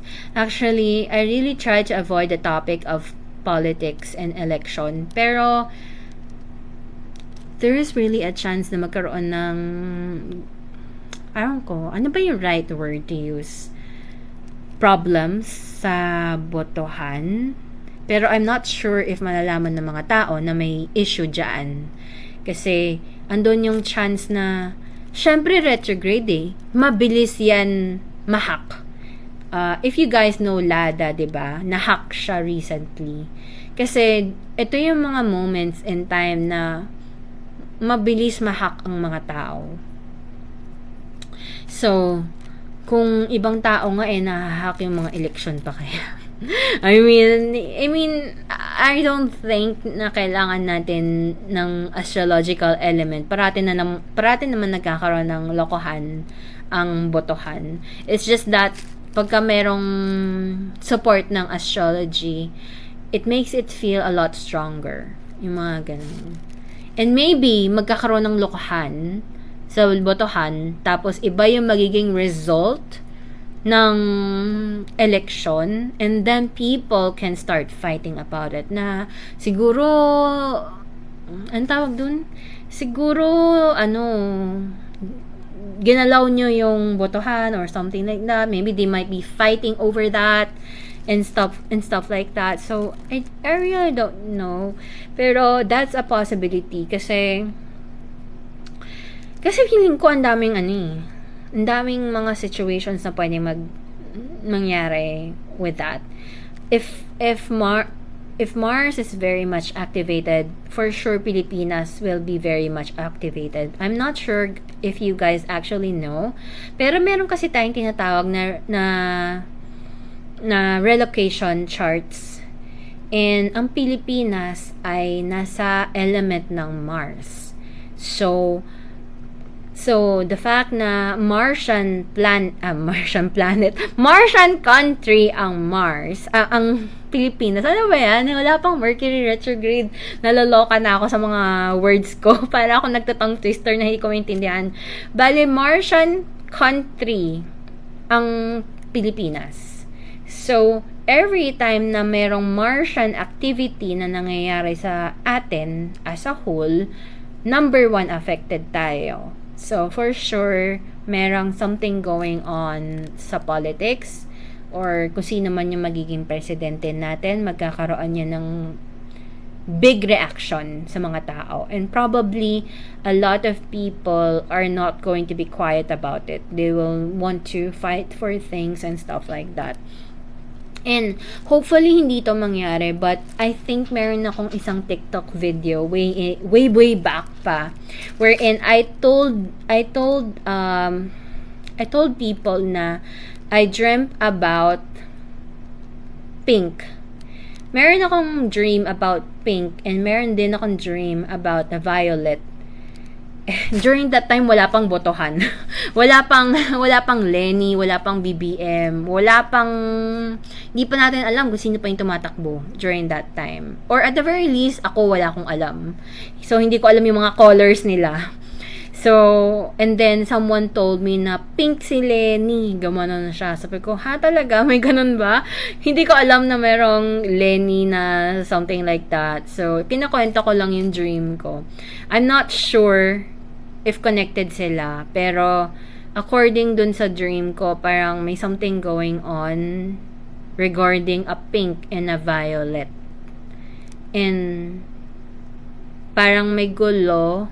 Tapos, parang people should, at the very least in my dream, people should not join that gulo or something like that. Hindi ko alam. Anyways, wala. Random chatter ko lang siya. Kasi, meron akong dream na ganun which is very, very weird. Until now, hindi ko alam kung anong ibig sabihin niya. Pero, I'm still hoping na hindi ganun ang maging effect. Yes, violet is royalty. Violet is, signified by rulers and stuff like that. So, ayun. Pero, hindi ko naman sinasabi na Lenny is going to win. Pero, if she did not, pag hindi siya nanalo, technically, I think na pwede siyang magkaroon ng chaos and gulo or a negative reaction amongst people. And, dahil sa mga Martian energy na ito, I think, alam mo yun, pwede magkaroon mga social activism and something like that. I mean, I'm not sure. And ayoko magsabi ng bagay na hindi ko talaga alam kung ano yung sinasabi ko and stuff like that. So, ayun. Hi! Sa mga kakapasok lang. And thank you sa mga gifts ninyo. So, anyways, ano pa ba yun? Yung mga nasa listahan ko. So, Mars and Gemini. So, Mars and Gemini, ma-experience din natin ito until October pa. Hello, Copy? Hello, ayun. Sa mga Team Pink daw sila. Team Pink. So, ayun. Hopefully, hindi kayo sumali sa gulo pagka nagkaroon ng gulo, ha? Kasi, I mean, I care for you guys. So, hopefully, walang ganyang mangyari. Anyway, so, nasa na ba ako? Wait lang. Open ko lang yung mga charts. Ayun pa. So, around June din, around mga June, darating yung point na magkakaroon ng conjunction si Uranus and si in karmic node ng Taurus. Ito yung sinasabi ko kanina na pagka nag-conjunct sila, no, it can create a lot of changes in the society. Or, alam mo yun, pwede tayo magkaroon ng changes in terms of our money. I mean, recently, nagkaroon na tayo ng another new bill. So, magkakaroon ng changes in terms of money. Pero, I kind of feel na ito yung transition ng money as a whole. TikTok lang yan, guys, you know, I know. Nagkakaroon ako ng lashes kasi ayoko mag-makeup. Nga shortcut ng mga TikTok yan, guys. Pero ayun, thank you. Anyways, yung conjunction ni Uranus sa yung conjunction ni Uranus sa lunar node can create a lot of changes in our life as a whole. And collective level, on earth even, and in terms of money. So, when I say money, I'm not talking about bill. I kind of feel na pwede din tayo magkaroon ng changes in how we make transactions of money. Like, for example, mapapansin nyo, di ba guys, na halos lahat ng store may GCash na nowadays pag pumupunta ka sa mall. Parang ano mo yun, ayaw na magbayad ng mga tao ng bill. Lagi GCash. Kaya nga minsan pagka meron ako nakikitang store dyan na nakalagay cash basis only, sasabihin ko sa mga friends ko, ay wag tayo dyan. Wag tayo dyan. Hindi ako makakabayad kasi nowadays we have our own way of paying money, no? Meron na ding microchip sa overseas. Pero, hindi ko sure kung magkakaroon ng implementation yan dito sa Pilipinas. Pero, sa ibang bansa, nagkakaroon na ng beta testing dyan sa mga microchip. Pero, for me, yung biggest breakthrough and biggest change na pwede mangyari sa buong mundo is going to be pag pumunta na si Pluto in the sign of Aquarius. By that time, may parang for example, internet. Did you know, guys, na when the internet was discovered, nagkaroon tayo ng Pluto and Gemini or something like that. So, it expanded the idea of internet and stuff like that. Not sure. Basta alam ko may Gemini something during that time. Yun. So whenever Pluto changes sign, nagkakaroon tayo ng super, super big impact sa mundo. Like, it changes how we live as a whole talaga. Ayun. Hello, dear. Na-mention ko na kanina yung sa retrograde, but if you have 29 to 10 degrees of any signs, you'll probably be affected. Anong effect ni Uranus na transiting sa 6th house na may Saturn? Okay.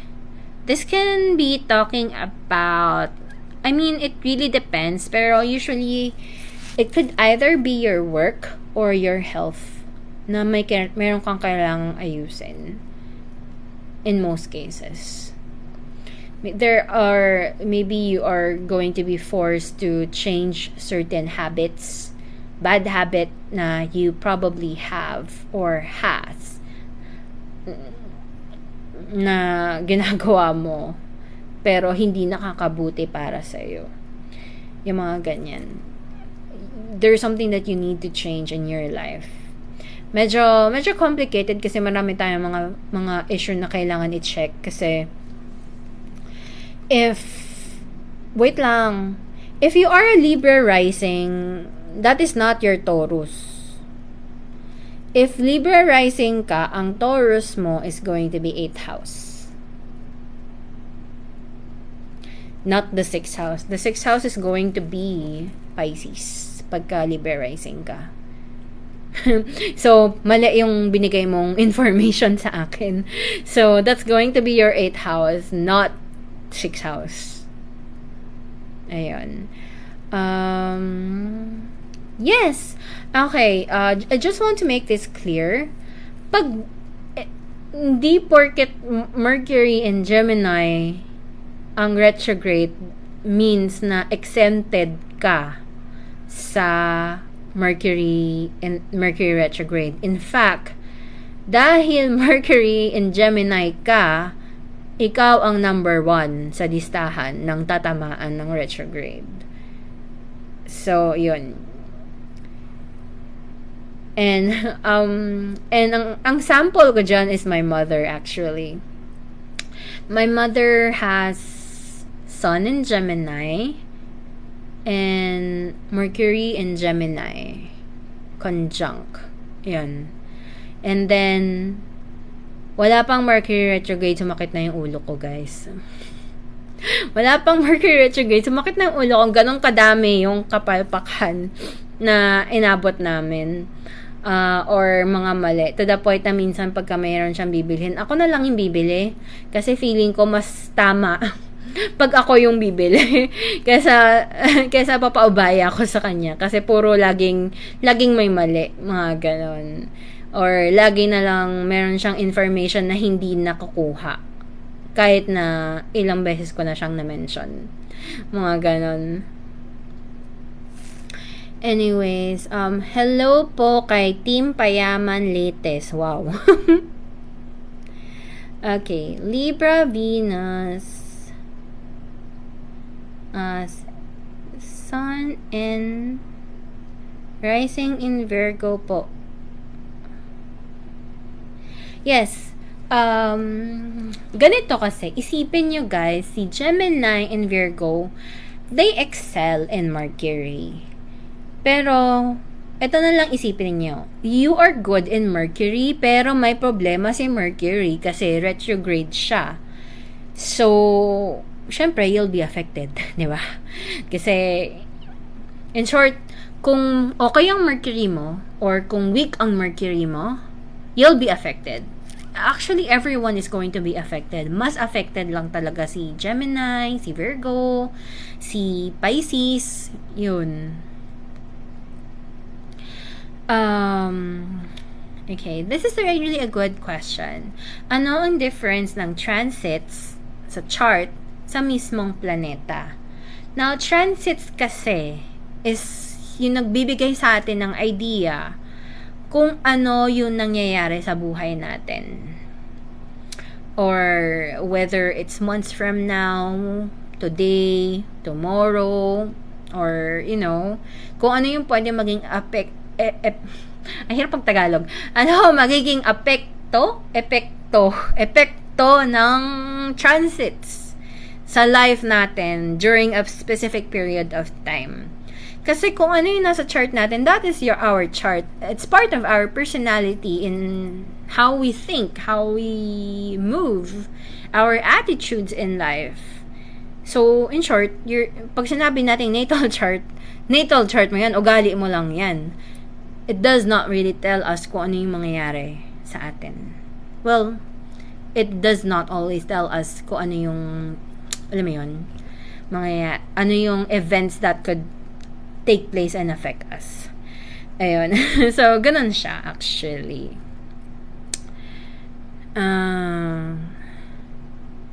Yes. Maraming mga arguments na pwedeng mangyari. Lalo na until June, guys. Until June. Lalo na pagka nagkaroon na tayo na, pag pumasok na yung mid-June, expect things to be chaotic when it comes to relationships with people.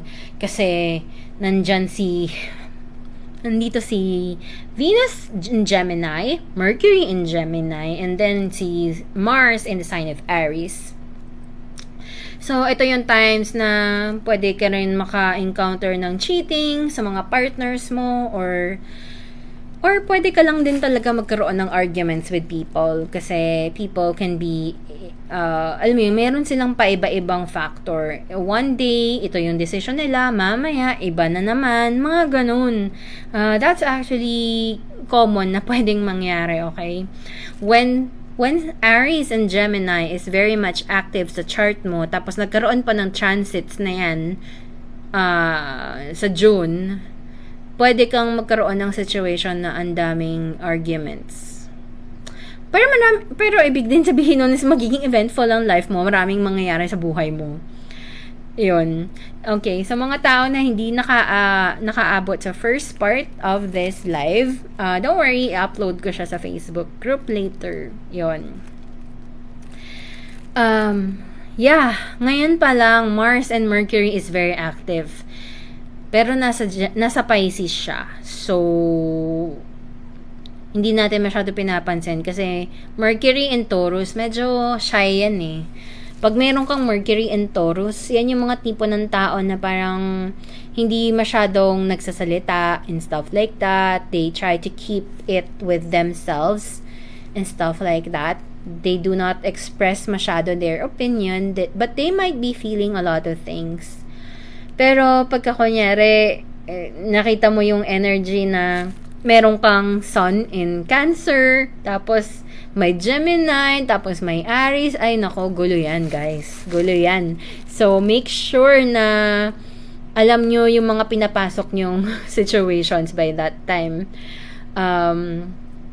Hindi kayo masyado nakikipaggawa ng gulo with people because it's easy to make mistake, it's easy to fight with people, and it's easy to get irritated at the same time. So, yun. I'm not sure if na-mention ko na Chiron is going to be a big player during this time. So, si Mars and Chiron is going to be conjunct then. So, this is going to be very, may difficulty ito, no? Kasi it can also tell us na merong mga taong masusugatan or mabilis masugatan, okay? Pwede sila magkaroon ng issue with their blood, with their, pwede sila magkaroon ng mga physical wounds. Kaya I'm really hoping na walang rally na magaganap after ng election. Kasi, pag nangyari yun, parang sinabi na rin dito na parang pwede magkaroon ng mga physical injury sa mga tao, which I'm hoping not to happen, pero it can happen, okay? So, I'm just saying, yeah, violence yung right word. I'm trying to avoid kasi the word pero violence can actually happen, so you need to be careful din talaga. And I'm hoping na hindi ganun kabaliw ang mga tao sa Pilipinas. Then try ko mag-smile no? Which alam natin na medyo baliw ang mga tao sa Pilipinas. May times talaga na ganun. Pero I'm really hoping na hindi mag-overboard lahat ng bagay. Kasi, well, it can, yung mga sinasabi ko kasi sa inyo right now are the possibilities na pwede mag-manifest. Pero hindi ko naman sinasabi na yan alone yung only manifestation yan. It's just that, andun yung possibility na pwede siyang mangyari. Actually, when it comes to COVID, I'm not entirely very positive about that kasi okay, ayokong sabihin ito. Okay. Sasabihin ko sana secret lang ha. Secret lang pero naka-live ako. Actually, to truth be told, I have sources na meron na po tayong panibagong variant ng COVID. Secret lang po, pero nasa live. Actually, meron tayong bagong variant ng COVID. Pero, ayaw nilang i-disclose the public kasi dahil sa election. Kaya, I got worried nung may mga nagsabi na may rally and stuff like that. Kasi even though I know is the support siya para sa mga tao, pero ang scary sa bagong variant is the fact na alam nila may bagong variant pero hindi nila alam kung ano. In short, alam nila may panibagong variant, parang tongue twister. Alam nila may panibagong variant pero hindi nila alam kung ano yung variant na yon, which makes it a lot scarier if you think about it.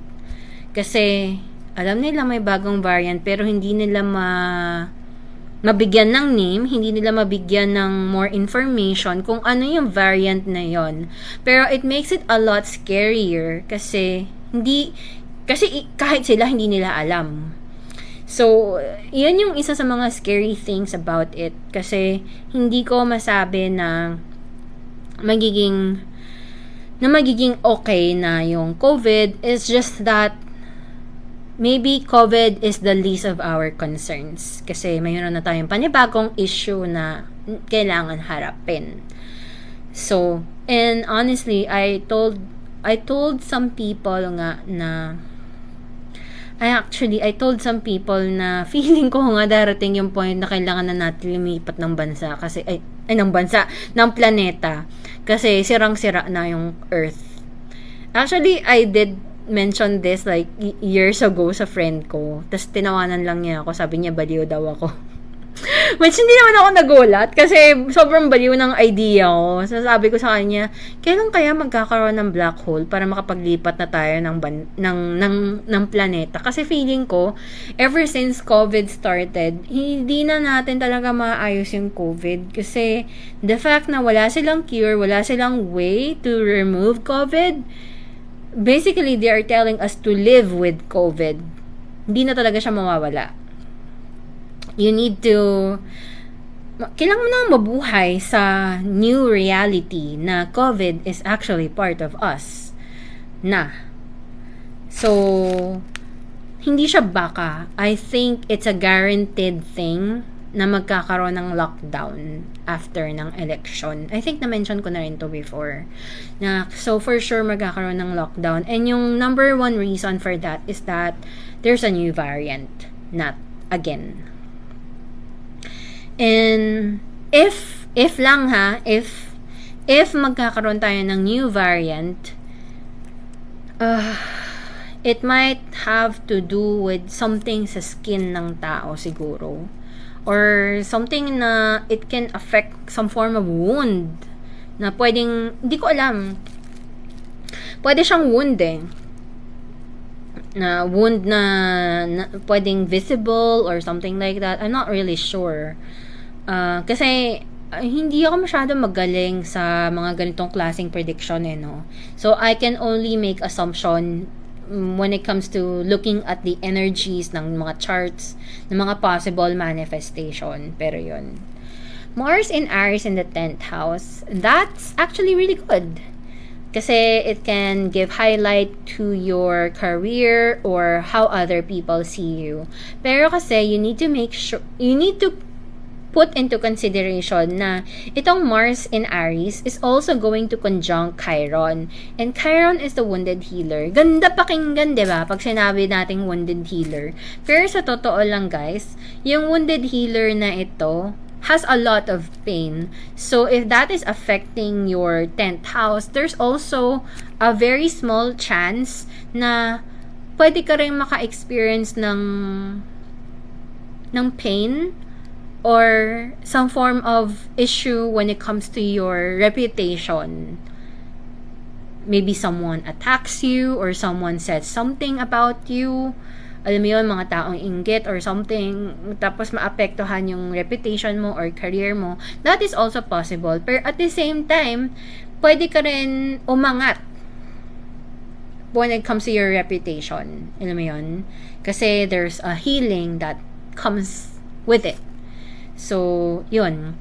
Chiron can heal, pero I just don't want you guys to focus on the healing aspect of things. Kasi, truth be told, Chiron has a lot of pain. And remember, si Chiron, he's really, really good. He's a good healer in everything, but he was disabled and carried a lot of pain na hindi na niya kayang i-keep. Alam mo yun, to the point na gusto na niyang mamatay pero hindi siya pwedeng mamatay for some reason. So, it has a lot of, psychological elements to it. Pero, definitely, it has a form of healing to it. So, yun lang. So, ano pa ba? Yung mga ating topics. Also, gusto ko lang din i-mention sa inyong lahat na we are also in Pluto retrograde. So, if mapapansin ninyo guys, ang dami nating mga alignment and transits that is calling for change and transformation to happen. So, I'm not sure if na-mention ko, no? Pero, there could be a lot of earthquakes din na pwedeng mangyari. Also, there's a possibility na merong volcano eruption or something like that. That's a possibility din. Pero, yun. And ayun, sorry, binabasa ko yung mga messages.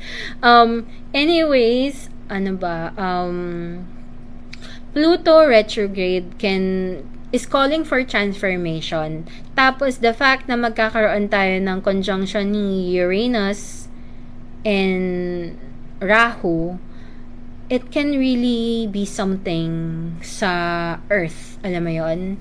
Something in the real world. Pwede siyang something within ourselves, pero something na pwedeng makita ng mga tao. Mga ganyan. And, ano siya eh. Yung mga sinasabi ko sa inyo ngayon, guys, it doesn't matter what your sign is. Kasi when we are talking about Jupiter, when we are talking about Pluto, wala kayong takas. Lahat kayong maapektuhan. So, it doesn't matter. Pati yung sinasabi kong Uranus and North Node in Taurus, regardless of your signs, there is no escape. As in, tatamaan kayo. So, parang for me, it's not about hindi siya about change as a whole. Lahat tayo kailangan nating may baguhin sa sarili natin and sa world natin as a whole. And kung sino man yung mananalo na presidente sa election, gagawa din siya ng maraming changes in our life as a whole na, alam mo yun, it could be a big breakthrough. He or she will probably do something that no president have ever done before. Maybe. Yung mga ganyan. Yes, marami tayong ganap kaya ako na-overwhelmed kasi hindi ko alam saan ako magsisimula sa mga marami. Ano yun? Wait lang.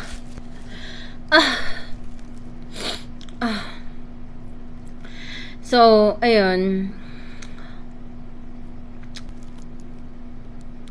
Oo, ang dami kasing information, guys. So, nahihirapan ako magsalita. Pero, on another side, this can also trigger a lot of karmic relationships like soulmates. Pwede rin siya. And dahil ito sa effect ni Neptune, who is going to make a conjunction kay Juno. And Juno is the... Thank you. Juno is the asteroid of marriage, love, romance, commitment, and nakasextile siya sa Pluto retrograde, which is all about transformation. So, diba, lahat ng tao very much interested sa mga soulmates, twin flame, mga ganyan. Yan yung mga interesado ng mga tao eh, basically.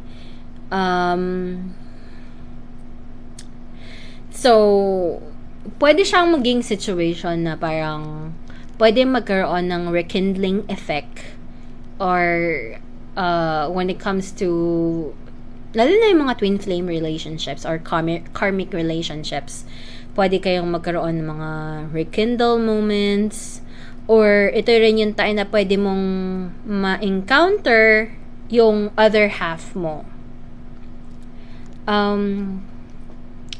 It's actually hard to explain what twin flame is all about. Pero, alam mo ba na, I'm not sure if you guys are aware, but twin flame kasi is a lot of things. Merong situations dito na parang, akala kasi ng tao, no, na pagka twin flame mo ang isang tao, dapat similar kayo. You're actually not similar.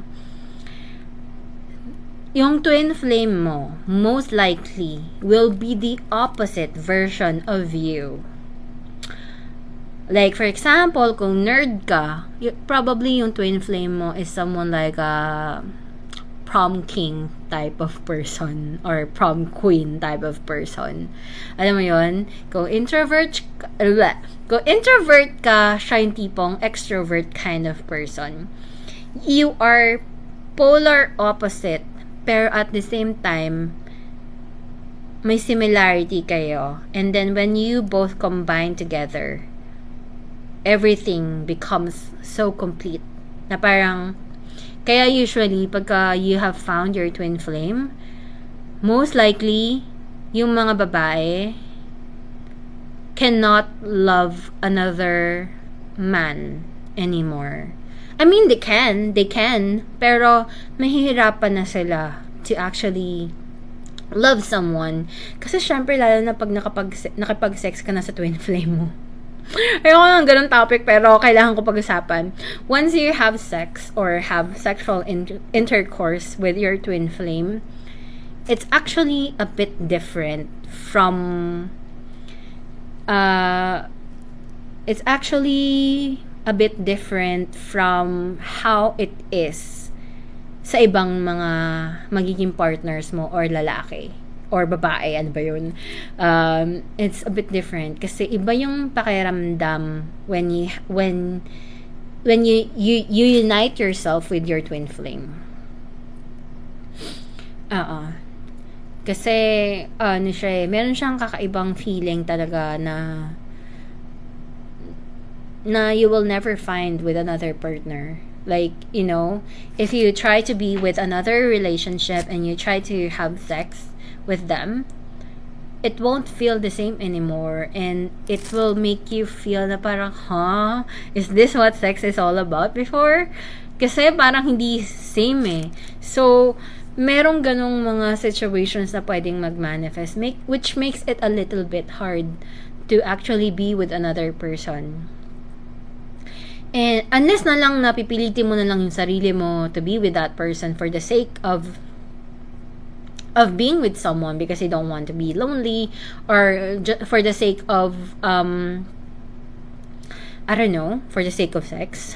Usually hindi natin alam, pero sa totoo lang, the other person, yung partner natin, also will feel a connection with you.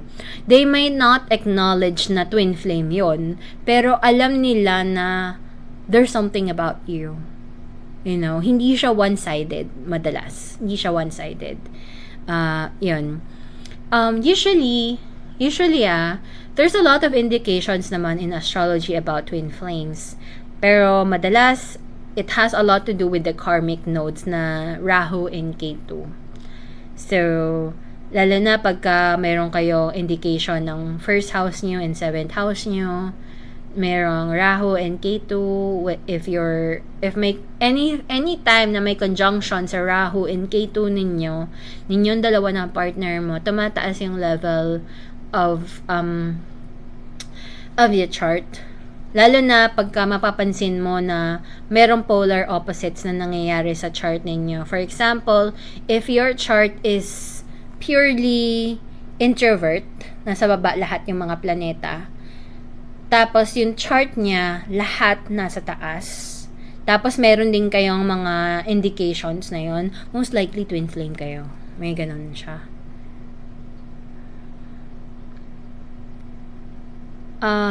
Twin flame is just for one person. Madalas one person lang to.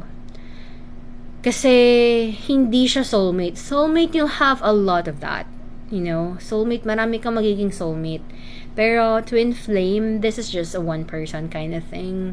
Kaya for me, I mean, sinasabi ko to sa a lot of people really, na ayaw ko ng twin flame kasi it's going to be difficult. It's a difficult journey. To be honest, walang twin flame na pwedeng ikasal within 1 or 2 years.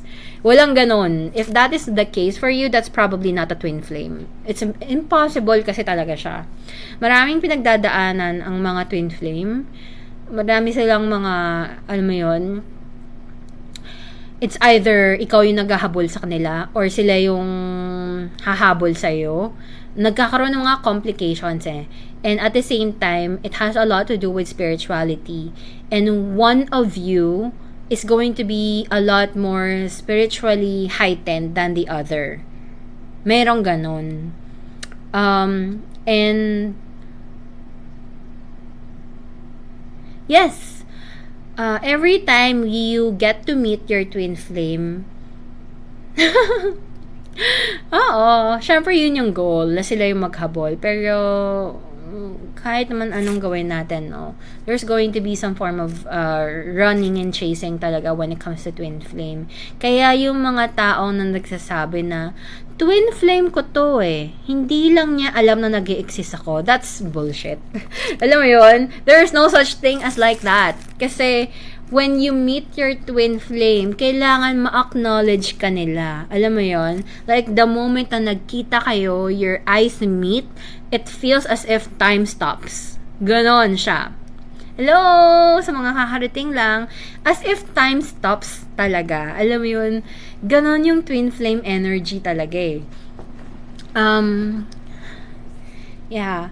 And yung reason kung bakit spiritual has an element to it is that meron kasing notion na when a twin flame reunites together, it has a contribution to the world, you know. Parang nagkakaroon ng healing as a whole and stuff like that.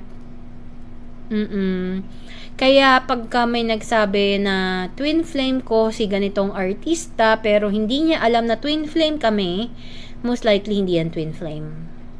Kasi it has to be mutual. Hindi man ganon ka-strong yung, alam mo yun, for example, hindi siya into spirituality. Kasi normal to normal na hindi sila into spirituality. In fact, they could be someone who does not believe in spirituality.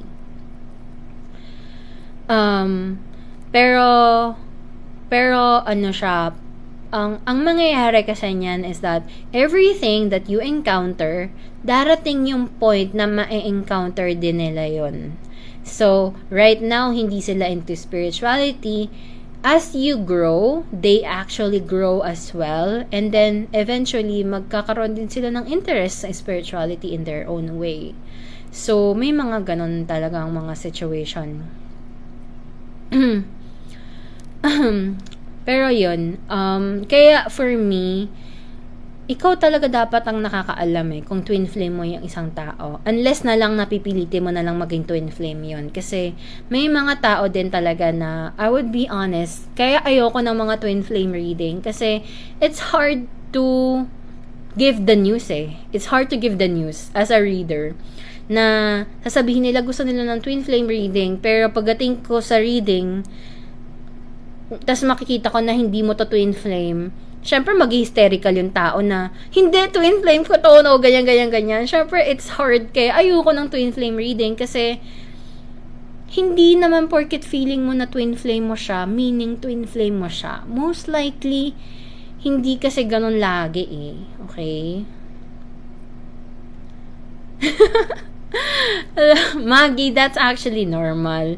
Marami kasing I don't want to judge, pero minsan nakikita ang twin flame sa readings.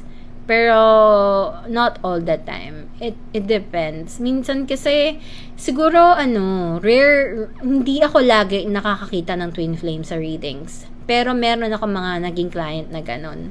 Pero yung mga sinasabi ko sa inyong mga indication of twin flame, halos lahat ng may twin flame relationships encounters that. Kasi meron silang parang parang siyang, I don't know what you call it. Parang siyang checklist, kumbaga. Every twin flame will encounter this and that. From the moment they meet, ganito yung mga scenario na nangyayari. If hindi yan yung mga naging experience ninyo, it's probably not a twin flame. Pwede siyang karmic relationship, pwede siyang soulmate, but it's not a twin flame. So mayroon tayong mga ganong mga situations talaga.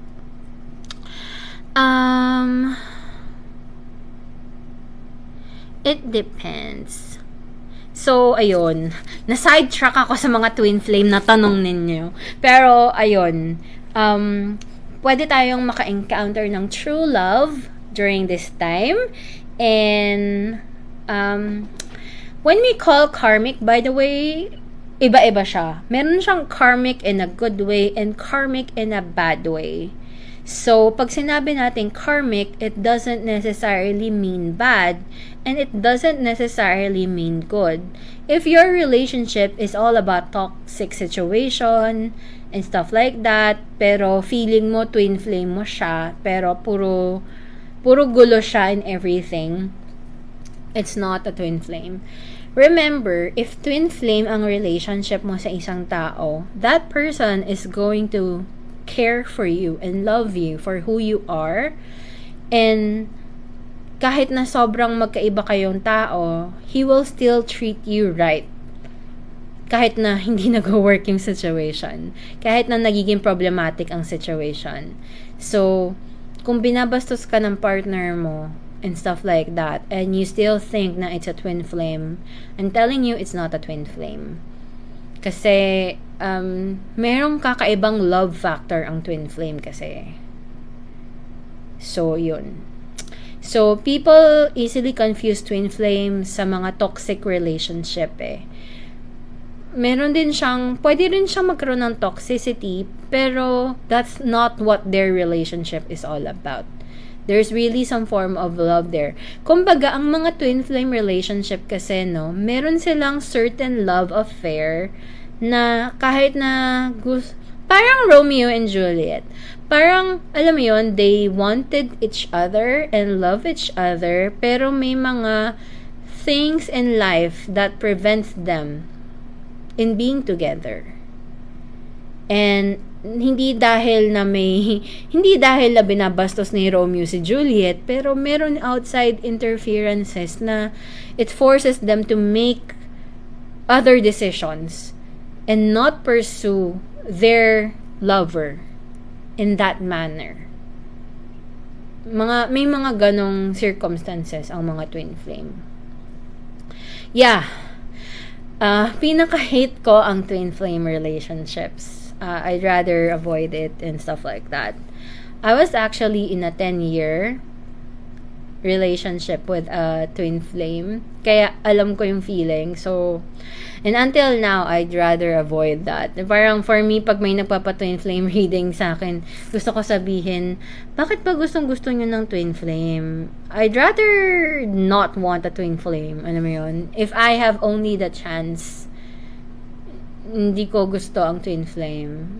Yung mga ganyan. Also, another cool fact, na, did you know guys, na if you have one straight line sa palm nyo, and nag-connect siya sa other palm nyo, so bale, one straight line here, one straight line there, that actually signifies that you'll meet your twin flame in this lifetime.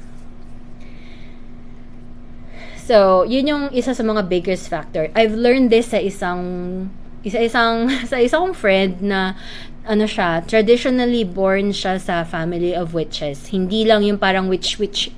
Alam mo yung mga witch-witchan na nagkaroon ng interest sa witch. Siya talaga was born in a family of real witches. And yung buong family niya are witches talaga. Na alam mo yun, na nag-work sila sa England and stuff like that, mga traditional witches. So I found a lot of information because tinutulungan niya ako. And then siya yung una nagsabi sa akin nun na yes, one straight line. May one straight line sa left and one straight line sa right. Tapos pag nag-combine mo sila together, connected sila, that is one of the biggest signification na you can actually meet your twin flame in this lifetime. The left hand signifies our past, the right hand signifies our future kasi. So yun, I actually have that in my hands. Isang buong straight line sa left ko and sa right ko. Pero yun nga lang, for me, kapag ganyan ng situation mo, ang malas mo, dear. kasi for me, hindi ako supporter ng twin flame. Kasi, may nag-comment kanina, hindi siya para sa weak. Hindi talaga. It's not for the weak. Chosen po ba tayo, mga taong mulat sa spirituality? I would not say chosen. Hindi kasi ako naniniwala doon na actually hindi lahat ng into spirituality are chosen people. Yun. I probably would not use the word chosen. Yun. Ang mga linya sa kamay, nagbabago talaga yan. And depende siya sa... malilipat kasi tayo ng panibagong topic pag inopen ko siya. Pero it has a lot to do with palm reading na kasi. Pero kahit na magpalit yung mga linya sa kamay mo, yung mga, alam mo yung mga vivid na lines, hindi yan magbabago. Hindi yan magbabago. So, yung, when I say isang buong line, yan yung pinaka, alam mo yung mga strongest line, na pag nakita nyo yung ganyan, no, isang buong linya ka makikita. Yung mga pinaka-vivid na line sa palm ninyo, yan yung sinasabi ko. Hindi yung mga maliliit na line. Yung mga maliliit na line, those things change over time. Alam mo yun? So, hindi sila counted. Yung counted lang is yung pinaka-strongest na isang buong linyang ganyan. Yun. So, yung mga ganun, hindi siya magbabago. Kapag meron ka ng vivid na line na ganyan, yan na talaga yun. So, that's that. Ayun. So, anyway, so, twin flames and soulmates can be quite of a big deal sa energy ng Neptune, Pluto, and Uranus and Rahu conjunction. Is psychology good for a person with Scorpio rising, Leo midheaven, and Virgo stellium? Pwede naman, actually. Pwede naman. Though usually, a lot of psychologists has a lot of Libra in their chart. Pero I think pwede rin. Pwede pa rin naman siya. What? Huh? Wait. Medyo hindi ko na-gets. What do you mean, patay ka na? Hindi ka pa patay. Kasi andito ka pa? Wait lang, nalito ko. Oo nga eh. Thank you sa mga nag-remind. Naubusan na ako ng boses. Na sobrang haba na ng live natin. Doon pala sa nag-ask when ako nag-live, wala akong planned live eh. I don't know. Parang in short mood lang talaga ako pag may nakita akong mga transits and stuff. Doon ako nagla-live. Pero I'll think about it kung magla-live ako in a consistent basis. A lot of foreign people will tell you not to venture in astrology. Okay, so short commercial lang tayo, no? Kasi ang dami kasi talaga nag-a-ask sa akin about totoo ba na devil, see astrology and stuff like that. Wait mo na lang yung full video. Pero sa totoo lang, guys, technically kasi, no, yung mga foreign people, they do not start reading the Bible sa simula. For example, if you guys are here watching this video, most likely alam niyo kung sino si Doreen Virtue. And siya yung gumawa ng mga angel cards and stuff like that, diba? And then, you probably have noticed na even though nakapag-release na siya ng maraming angel decks, bigla na lang siya nag-convert to Christianity. And then, suddenly, ayaw na niya nitong mga readings. That is because bago siya nag-venture sa spirituality, bago siya nag-venture sa Bible, nag-spirituality muna siya. So, of course, meron silang notion na, shit, devil pala to, bawal pala to kasi yun ang sabi sa Bible. Pero technically, guys, ako kasi, I was in a Christian school and aware ako everything about the Bible. Yun ang nauna sa akin bago ako nag-transition to astrology and readings and stuff like that. And ever since nung bata pa ako, marami akong kina-question. Like, for me, if bawal ang readings, bakit may mga dream precognition? Bakit gumagawa ng mga mahika sila Moses, sila ganito, sila ganyan? I had a lot of questions in my mind. And bago ako nag-transition sa astrology full-time and stuff like that, sobrang nag-hesitate ako. Kasi hindi ako sanay. Kaya, a lot of people actually know me as Heart Divine. Kasi yun yung alias ko dati. So, mas kilala ako ng mga foreign people as Heart Divine, yung mga foreign clients ko. Kasi alias ko siya dati. Nung I started working, mga 2011 pa. 2010 to 2011, nag-start ako mag-work as a psychic reader and stuff like that. And then, yun din yung time na parang sinasabihin ako ng mga tao na you should talk more about astrology and stuff like that. Tapos sabi ko, astrology? No way! Ayoko mag-talk ng astrology kasi sakit sa ulo, ang daming information. Pero eventually, may psychic na nag-mention sa akin nun. Though natatawa ako kasi eventually, naging astrologer nga ako. Like, sabi niya. Pero sa totoo lang nung time na yun, hindi ako naniniwala na mag-astrology ako. So, yun. Yeah, kasi sa Pilipinas, mas, kasi tayo eh. Mas Bible person tayo. Maraming mga Catholics dito and Christian. So, mas aware tayo kung ano yung laman ng Bible. Mas nauna to kesa dun sa pag-venture natin sa astrology. So, for me, hindi mo pwede i-compare yung knowledge ng mga foreigners sa knowledge natin, mga Asians as a whole, dito sa Pilipinas. Kasi tayo, mas aware na tayo kung ano yung Biblia.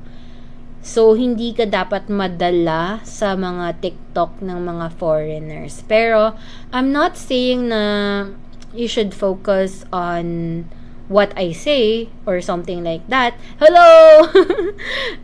Pero kasi for me, kumbaga anything is too much is weird talaga. So for example, if you are using your knowledge sa astrology and spirituality ng, alam mo yun, parang ginagamit mo siya in your everyday life to the point na nakakalimutan mo na si Lord, that is a different story.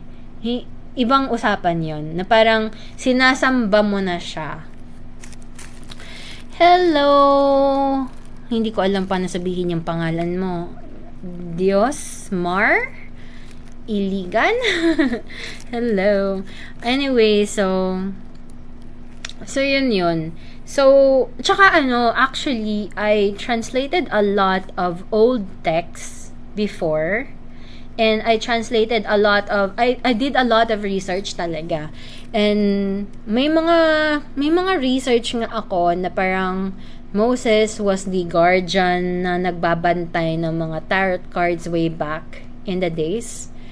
And yung pinaka-reason lang naman kung bakit siya naging banned as a whole. Kasi if you are guys active in reading the Bible or nag-attend kayo ng mga Bible classes in the past or nakikinig kayo sa mga pastor ninyo, malalaman nyo guys na yung reason naman talaga kung bakit nagkaroon ng banning ng mga astrology and everything is because dumating yung time na yung mga tao sinasamba na nila ang mga stars, yung planeta and heavens, alam mo yun, to the point na nabaliw na sila.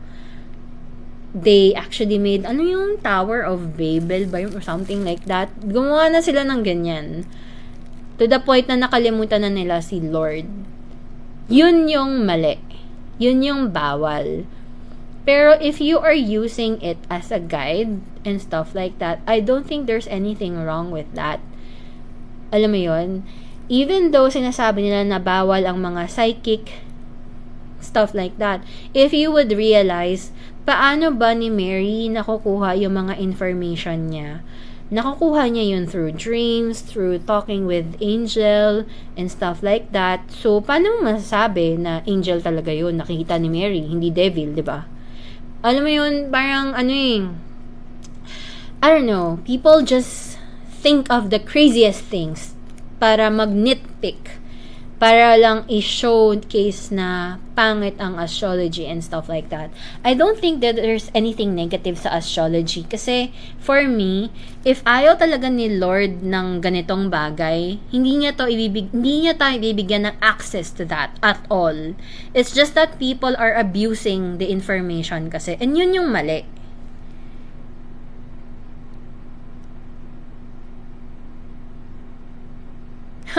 Oo, actually naniniwala ako dyan. Actually for me,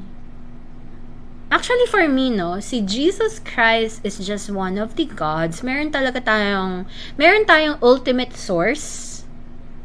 Whether that is God to you or a different being is up to you. There's always an ultimate source.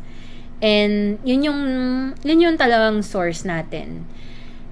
But para sa akin kasi we are all capable to be our own gods. Pero, alam mo yun, I'm not saying that you should boast yourself as a god or act yourself as a god when you're not a god. I just think na human beings has a strong survival energy to overcome a lot of situations. Parang binigyan ka ng power ni God to do things that maybe He can do. Pero it will be up to you how you are going to use it. Whether you are going to abuse the gifts na nakuha mo o hindi, may access ka man dyan o hindi, is going to be really up to you. So, yun lang naman siya. So, yun. And then, yan. Sa mga tao na worry na hindi ko ma-upload yung full video, don't worry, I'll try to upload this sa Facebook group ko, which is facebook.com/group/readings by Krissy, if in case na hindi nyo alam. Or you can just check my profile and find the Facebook group link doon, so you can actually access the full video of it. Anyway, so ayun. So, yeah. So, actually, 'di ba? Kaya tayo magkakaroon ng extension din sa 2023 is because nagkaroon na tayo ng manifestation talk kanina, guys.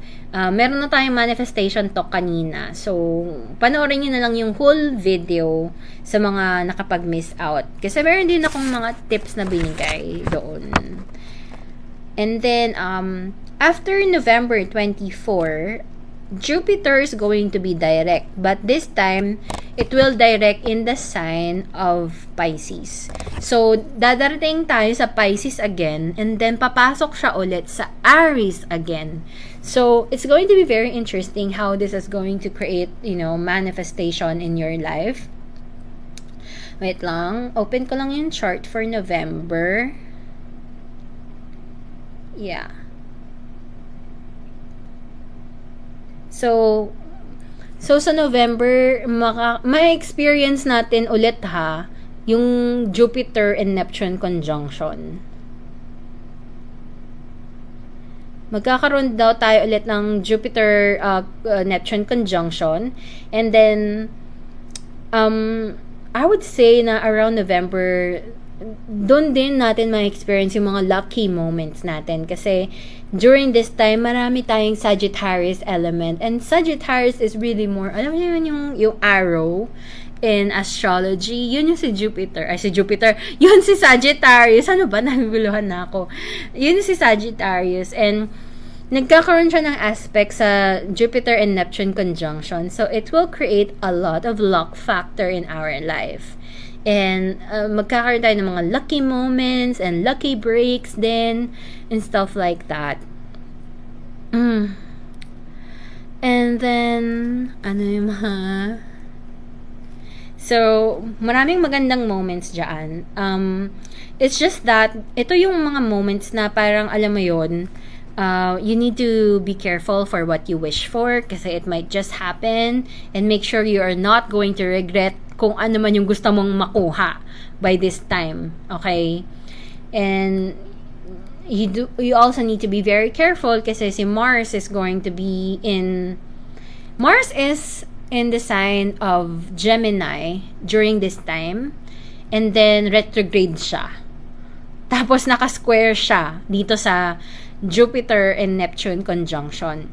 So, ito yung moment na parang you should function with your intuition, and if something is not good, trust that. Trust that. Okay? Alam mo, kung sino man yung nagsabi sa'yo na Mars is tahimik lang, probably does not know what they're talking about. Mars is not tahimik. Mars is the most crazy part of our chart. Kasi it always acts, it always fight. So, hindi siya tahimik. Sino nagsabi na tahimik? Never tahimik yon. Okay? So, hindi yun tahimik. Grabe ka naman. Walang Mars na tahimik. Mars rules fighting. Mars rules action and stuff like that. So, hindi yun tahimik. So, never siya tahimik. It's actually, mapapansin ninyo, every time that Mars changes signs, nag-iba rin ang mga happening sa mundo, around us as a whole. Yeah. Yung only time na tahimik si Mars is that pag meron kang Mars in Taurus. Ayaw kumilos niyan. Hindi yan kikilos. And yun yung pinaka-stubborn. Pwede kayo magkaroon ng argument kasi nga ayaw niyang kumilos. Ganon. So, may mga ganyan siyang alignments. And then, yeah. And this is also very, very unique ha. Unique siya kasi hindi all the time magiging activated. Usually si Juno hindi laging activated. But all this year, activated si Juno. So, that can really talk about something about marriages and commitments talaga. So, relationship is going to be a big deal for us as a whole. Kaya, ayun. And then, yeah. So, magkakaroon tayo ng element na yung intuition natin is going to be heightened, is going to really raise up very, very much. Dahil na marami tayong gustong baguhin eh. Alam yun? Pwede tayong magkaroon ng situation wherein for us to change something, we need to break down the status quo first. Ay, sorry. Naghang ako kasi lobat na daw ako, sabi ng cellphone ko. Sabi ng cellphone ko, lobat na daw ako. So, I'll wrap it up.